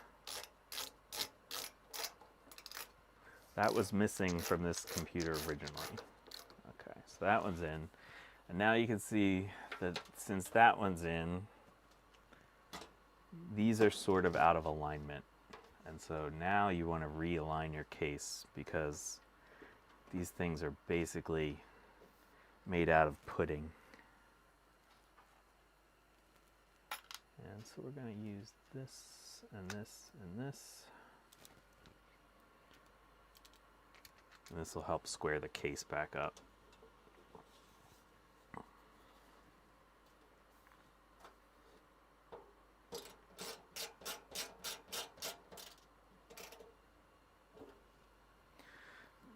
Tech Ambrosia says Socket 7 was the PC Wild West. Yeah, it was a fun time.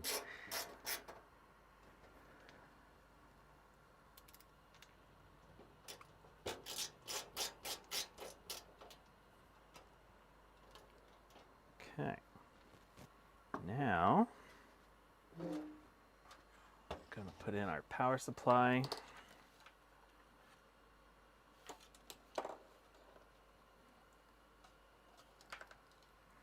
With these, yeah, it will go in like this.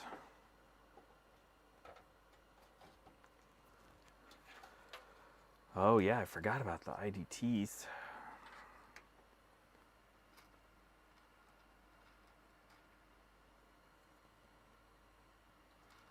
Let's see if we have 4 screws that kind of sort of match. Yep. Okay.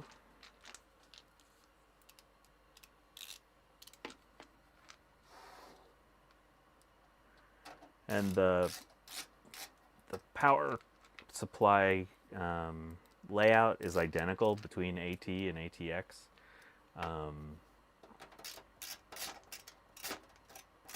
So you can actually use an ATX power supply in one of these. You just need to get a adapter.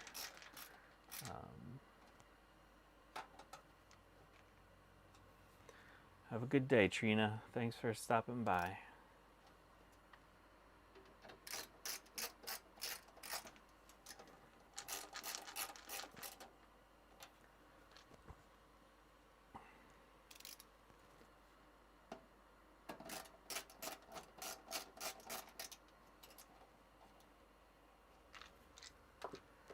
Okay, so now we gotta, so the power switch on these has 120 volts going through it.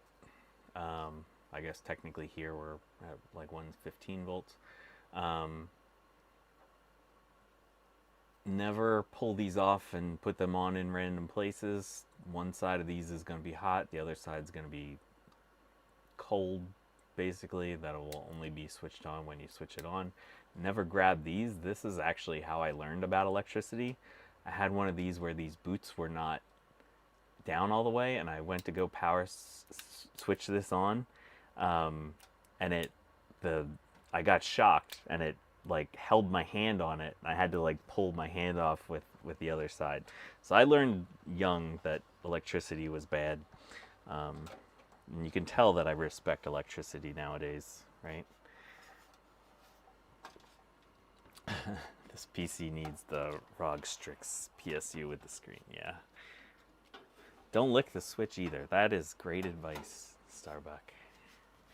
Okay, so then these get screwed on. These cases typically have a bunch of hot glue holding the lights and the stuffs in, so I can clean that up a little bit. Trying to got these little plastic coarse thread screws.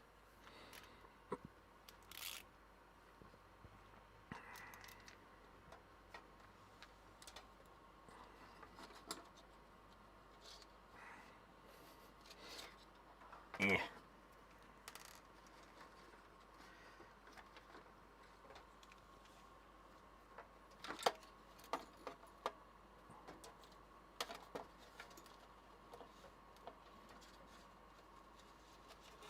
Sorry, I'm trying to do this so that you can see it, but it's not going to work great. I apologize. Put that in there. You're not going to be able to see crap. I am sorry.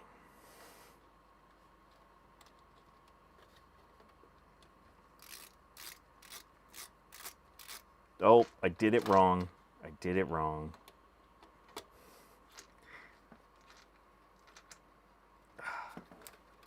That's got to go in there like that. Nope. It's got to go in there like that. Oh, jeez. Oh, jeez. Oh, jeez, Rick.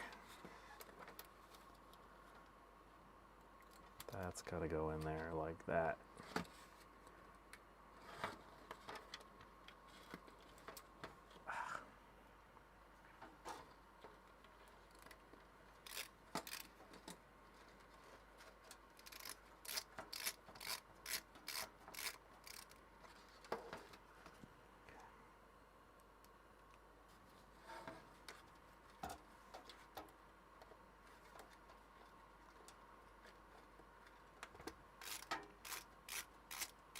There we go. Now our wires won't bind with the side of the case.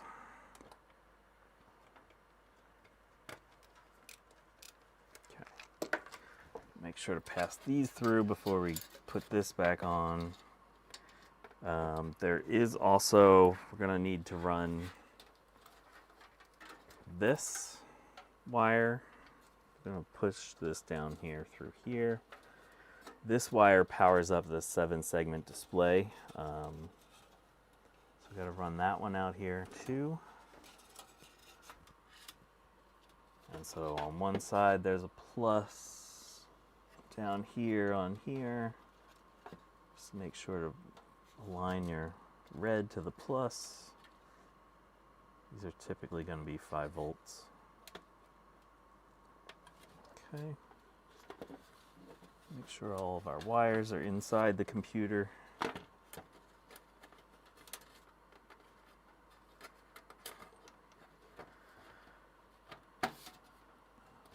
we go. And now we have 4 more of these coarse plastic screws. Oh no, I did it wrong. Okay, fine. Gotta take the motherboard tray out. I got ahead of myself. Gotta put the face plate on first, because one of those you can't get in when the motherboard tray's in there. I forgot about that. So, sorry. This is there like that. We can put in our other side.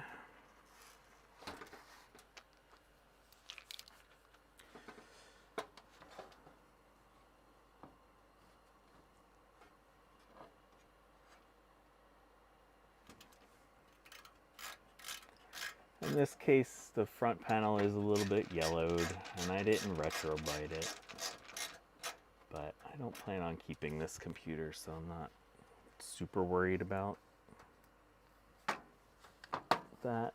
If the person that winds up buying it decides they want to retrobite it, they can. Okay. All right, sorry, we got to take the motherboard tray out.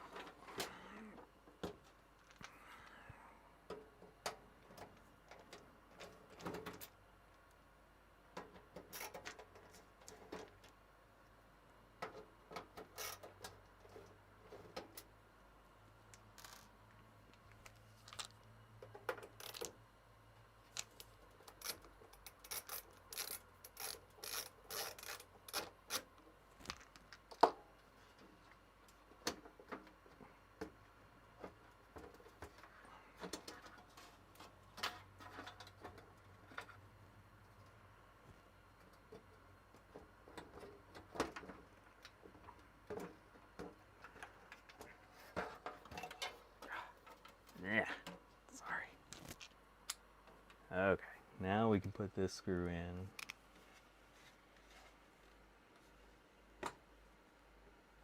And we'll be happy. Now our case won't have its face all floppy around.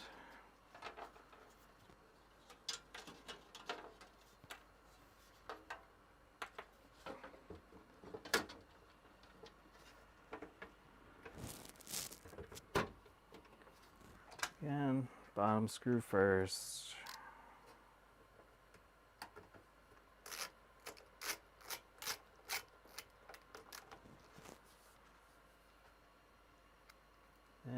these guys.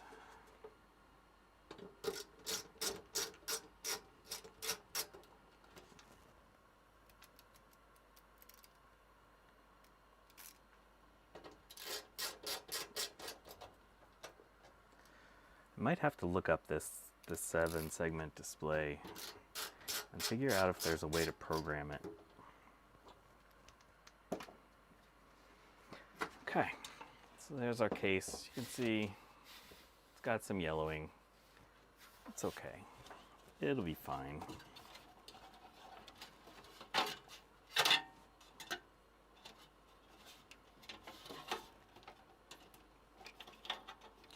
you need to stay down here.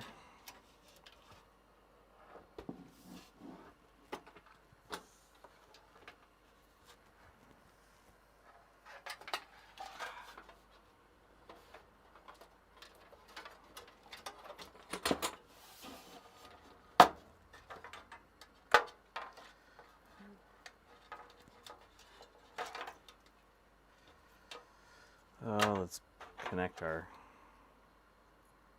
processor fan up to this one, since it has to be down here anyway. These are always fiddly because the tolerances are not super tight.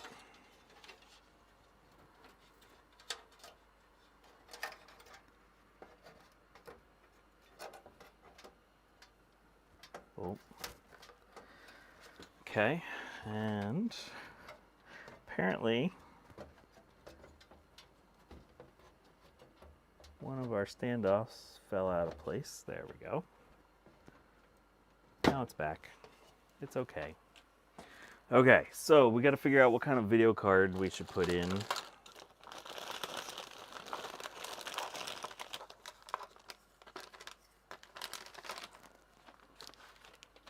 So these are my options. We've got a Trident 9680. We have what I think is a Radeon 7000.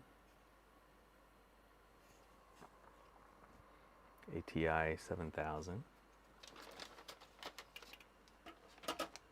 We have this guy, S3 Savage 9.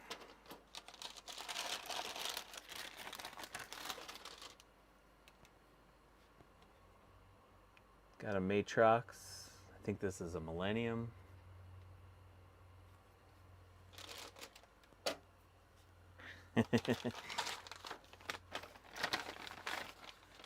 This is a Matrox. This might be a G200.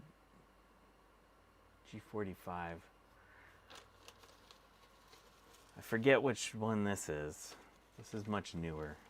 And I think this is technically a GF or AGP because it has a converter chip on there. So this is a bit excessive for this system. So this one's not going in there.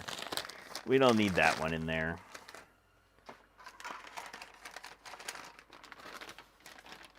And then we have this STB Nitro 3D. I think we're gonna go with this one. This seems like a good, and it's green, it matches the motherboard.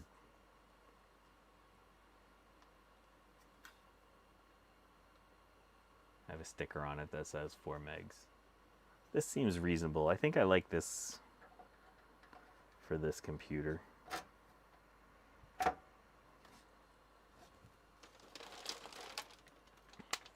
Unless I hear otherwise, if people think I should put a different card in there. I'm gonna go cheap on the sound card and go with, I think this is like a Vibra 16. Some Dell OEM crap.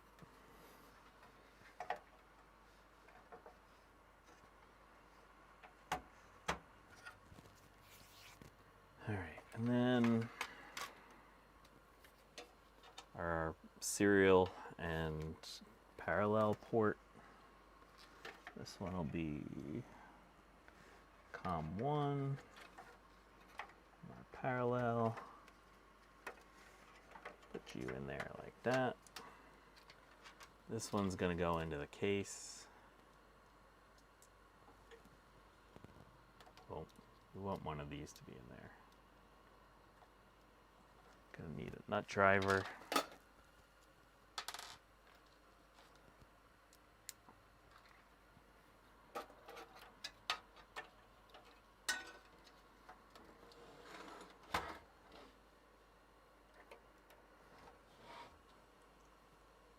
Yep, so, and I really would prefer to mount the, instead of having them in the slots, I would prefer to mount them in the case, but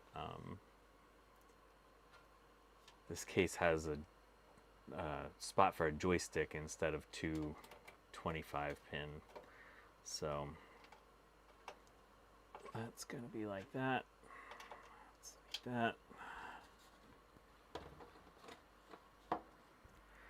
It's all, they're all about the same. Let's see, we're going to need some 632 screws for these back connectors.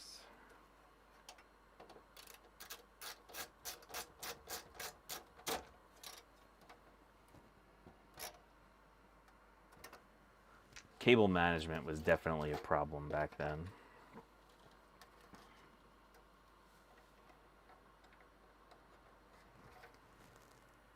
Alright, now front panel, just like modern days. So these are all the processors that I was thinking about sticking in this thing. They all theoretically would work, but I think we're just gonna stick with the K6. Okay.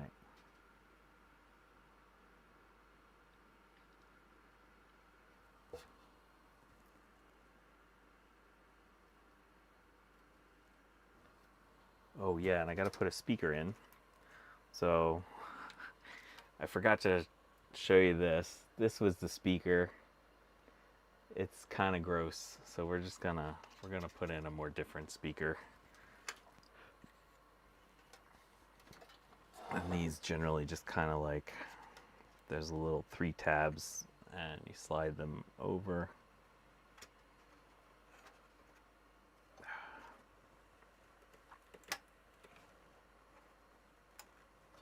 There's a little nubbin that fits into, and then we got a speaker plug just like on modern motherboards. Oh, one of these wires is chewed up. 2 of these wires is chewed up, but they don't look like they're totally pulled through. I might have to redo that. Reset switch.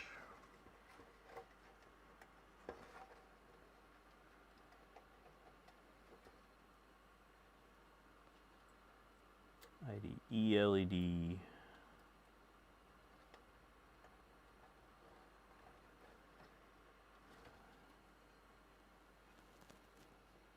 And then there's a button here for turbo switch. I don't know if that one was plugged in. I don't think we have, so normally for the keyboard there would be 3 spots. The first 3 are for the power LED, and the next 3, or the next 2, are for the key lock. That's that. I don't think there is a turbo switch on this one.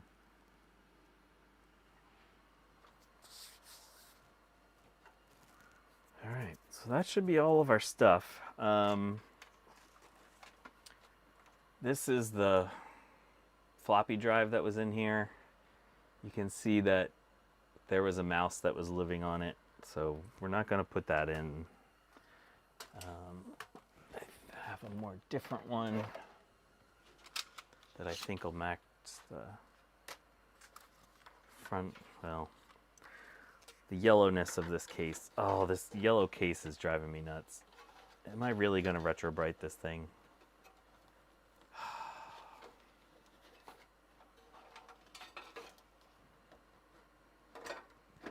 I feel like I'm going to retrobrite this thing. Yeah,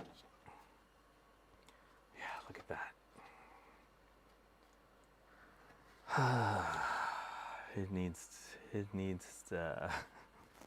It needs to be retro brighted, darn it. Let's put a couple screws in that floppy drive. Of course, Dave says, yes, John, you gotta retro bright it.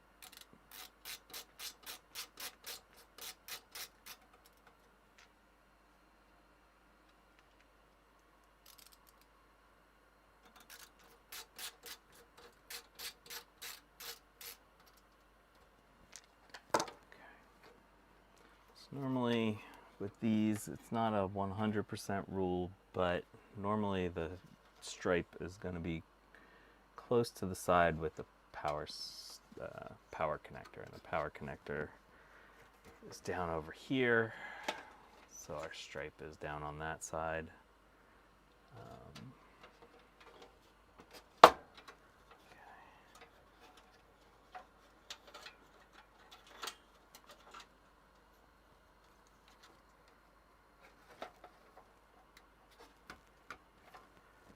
Alright, now a floppy cable. I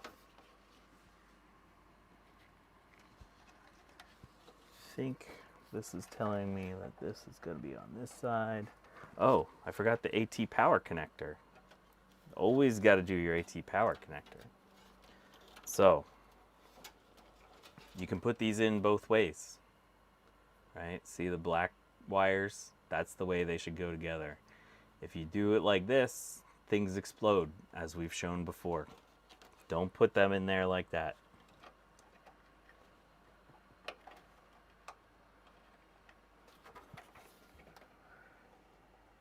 AKA, red, you're dead. Or if you have a board with tantalums, your tantalums explode. Okay.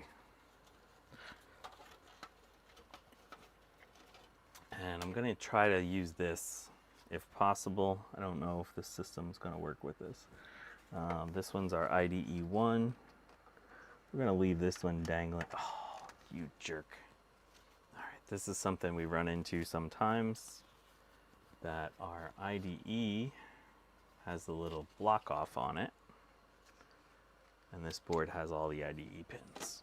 Does this one have a block off in it? Yes, it does. Hold on one moment, please. Let me see if I have a IDE cable without the block. You can drill out the little hole, but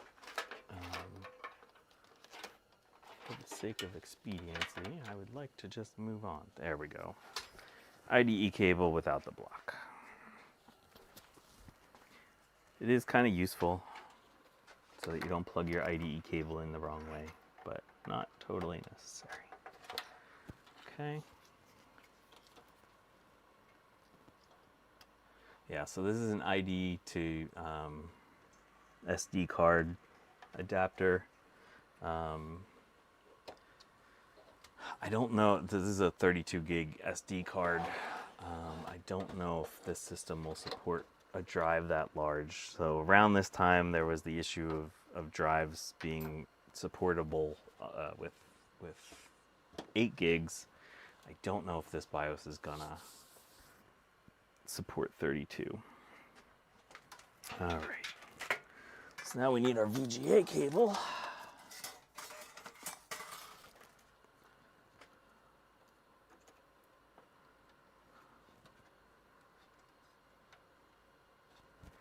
And we need some electricity.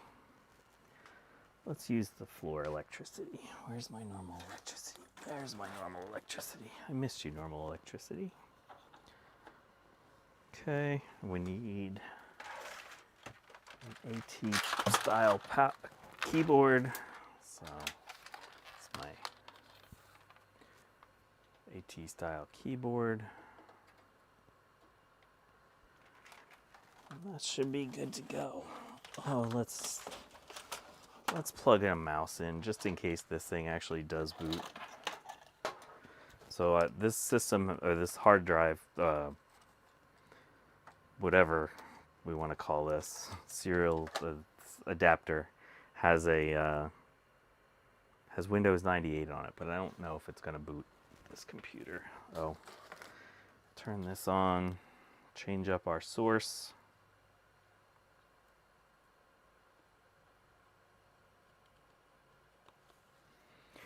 Okay, 3, 2, 1.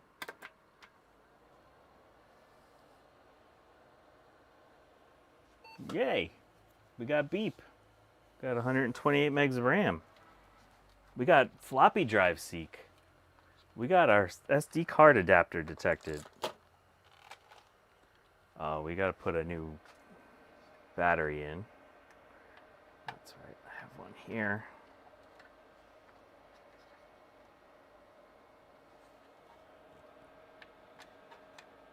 We'll go into the BIOS and see what happens.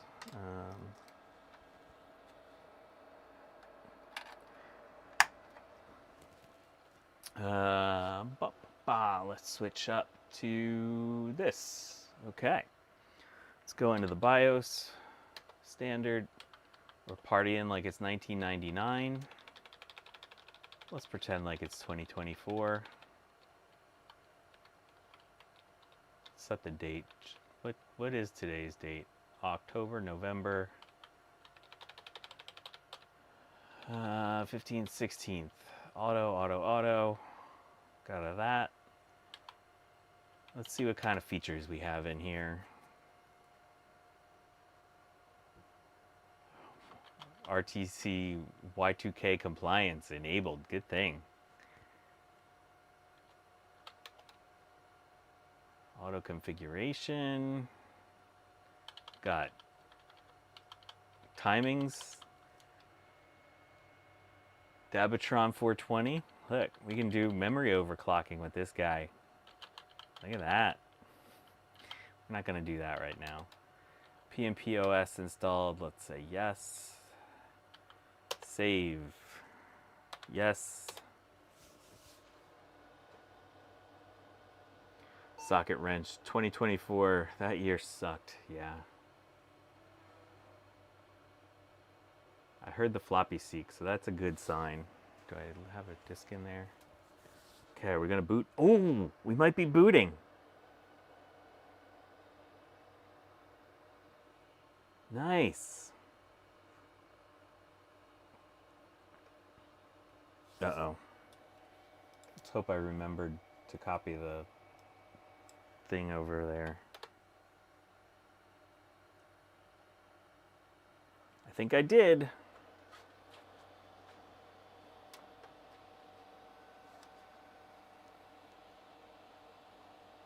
Let's go back to here for a moment. Oh, look at that. It says 233 on it. That's fun. There's our power and turbo LEDs are on. Our hard drive activity light is not going. Oh, you mean that kind of plug and play.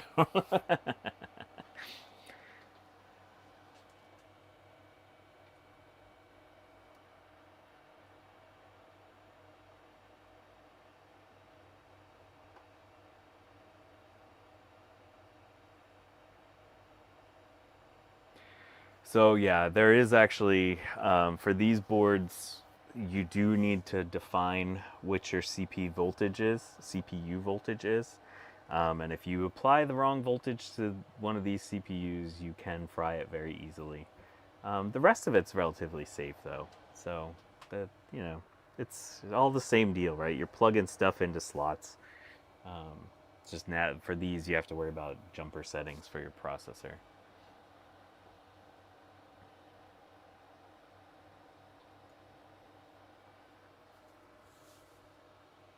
Look at this.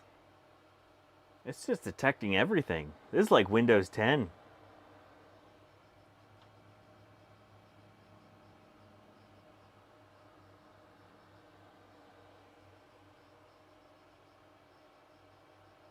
So one of the tricks that I do, as soon as I do a Windows 98 install, I copy the Win98 folder off of the CD, put it onto the hard drive. So apparently I remembered to do it on this one. So that works.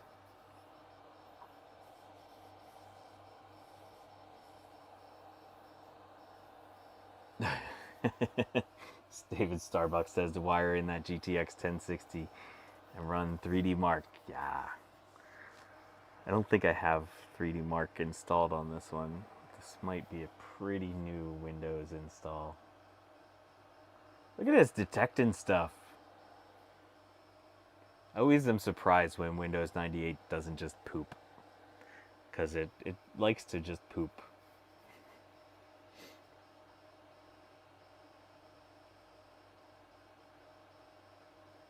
Look at that, bus mastering. That's fast.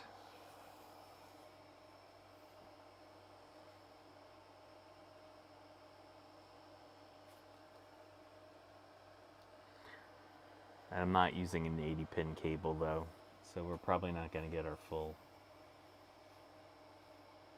Oh, this even has a USB port. Yeah, it does. There's a USB header down there. That's high tech. All right, Callan, have a good day. Thanks for stopping by. It's not going to be able to find this one. Yeah, well, let's just cancel this. That's fine. We don't need that.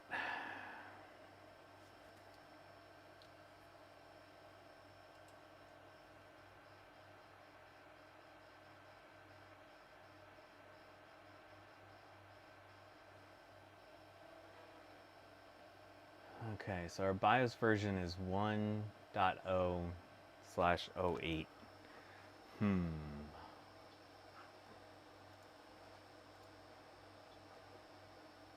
Yep, it looks like that's the newest version for this.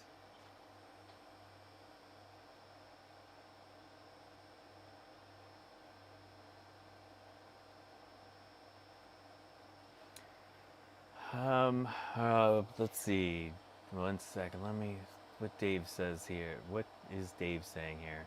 I've been missing. Yes, Dave's been working on that Mac Plus, repairing that up. That was nice. I might be able to stop by tomorrow. Win98 was kind of. It was better than some things.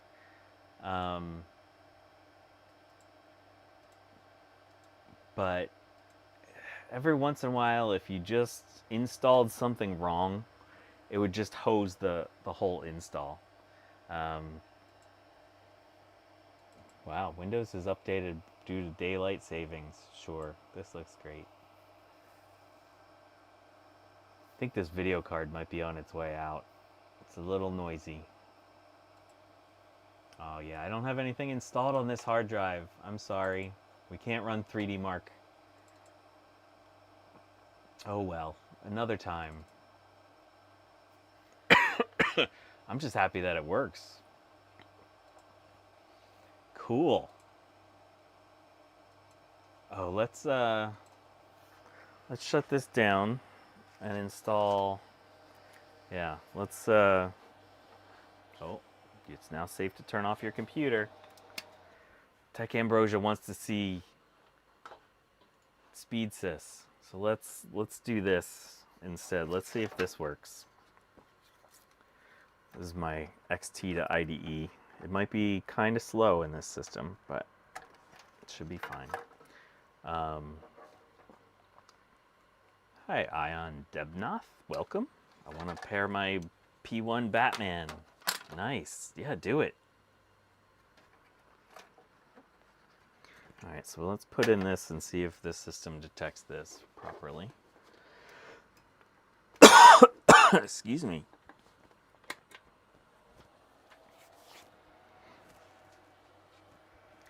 Let's see if we can boot our XT IDE. No, it doesn't like that. Okay, we have another option. Let's see if I can... Let's see if I can find the thing.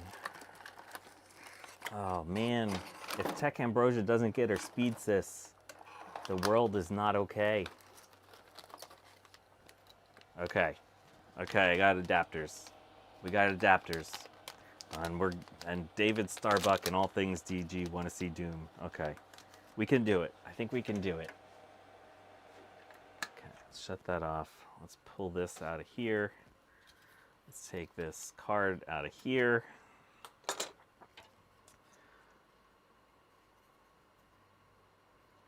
This one goes in there like that. And then, oh, I always forget which one is pin 1. Which side is pin 1?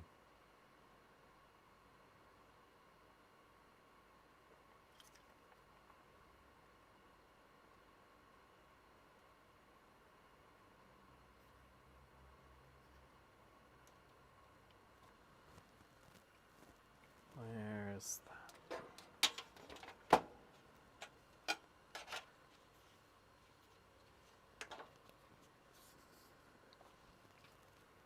Where did I just put that? Oh, it's right here. No, we're not playing at mem tests. Okay, so we're going compact flash to laptop IDE to regular IDE. And I think I will probably most likely have this installed the wrong way.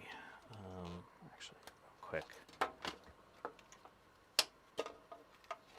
Nope, that goes like that. Okay, yeah, pin 1 is on this side.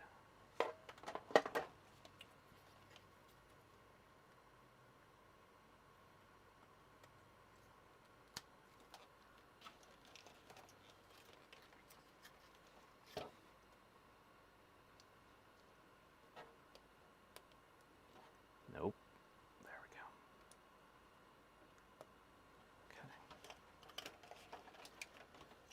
Just leave it flopping around in there like that. That'll work great. That'll work great. All right, let's see if we catch fire. Make sure we...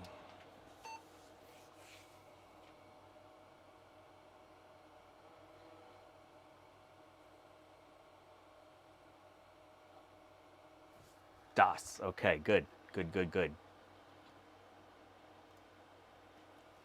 Okay. CD DOS bench.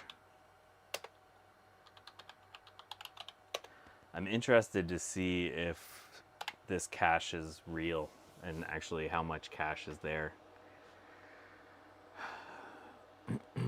So that card is a compact flash as opposed to the SD cards. Compact flash is the old one. Compact flashes work well. They are basically, compact flash is basically just IDE into a tiny format. And then, yeah, they're really good for old laptops to use compact flash cards. So that's what that one little adapter was. All right, so we can see here that we have 32K of cache. That's the processor cache. And then that's kind of interesting that we get a little bump here at about 64K. And then we got 512. That's the motherboard cache. So that worked great. Our score here is 265.30. It's coming in just below a Pentium 2 233. And it's above a Cyrix 233. Here's a Pentium 200. It's above that. That's a pretty nice CPU. Huh. That's a pretty nice score. If it's close to a Pentium 2 233, that is rockin'. What about those disk-on modules? Yeah, I have some of those that I want to play with. They are kind of challenging. I got some of these that only plug in a certain way, so I need to rewire them. But all right. So there we go. There's our speed sys.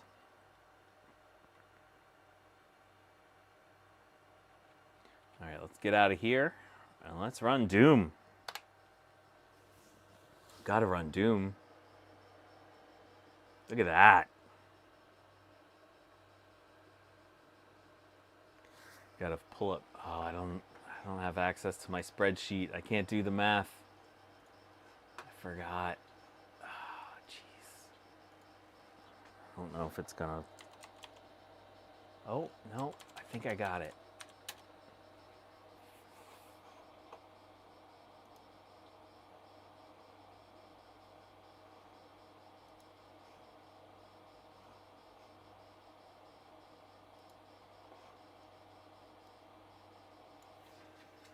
919 Realtix.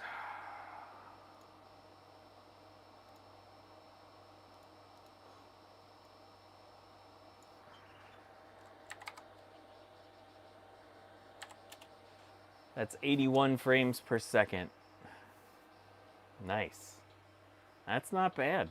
81 frames per second. Can we do Quake?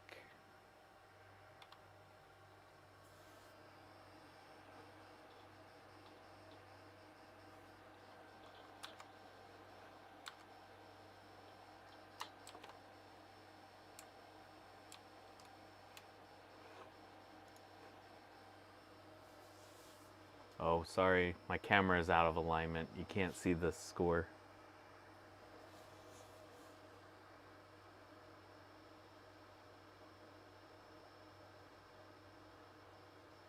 .4 frames per second. That's not bad for Quake for this card. Dang. That's pretty epic. Wow. This is a nice system. Cool. Well, that was fun. This thing is loud. That heatsink fan is loud. Okay, I think that's going to be it. Oh my god, I've been going for 2.5 hours. I cannot do streams like this. I'm going to sleep well tonight, that's for sure. I want to thank everyone for hanging out today. If you wouldn't mind hitting the like button, that would be freaking awesome. Make sure to check out Tech Ambrosia tonight. She is going to be looking at Sega Saturns. And unfortunately, I have a feeling she's probably going to wind up sending them to me because I doubt they're going to work. I've been... let's see if I have them here. Where the heck are they?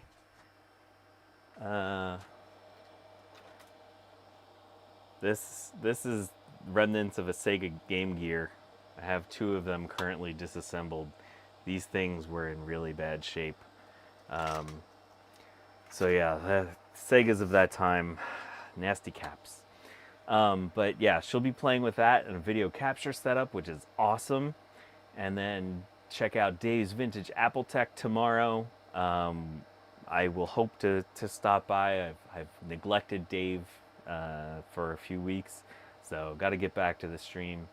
But everyone, have a great night. Have a lovely week, and I'll hopefully see you all back here next week on the Big Bad Bench.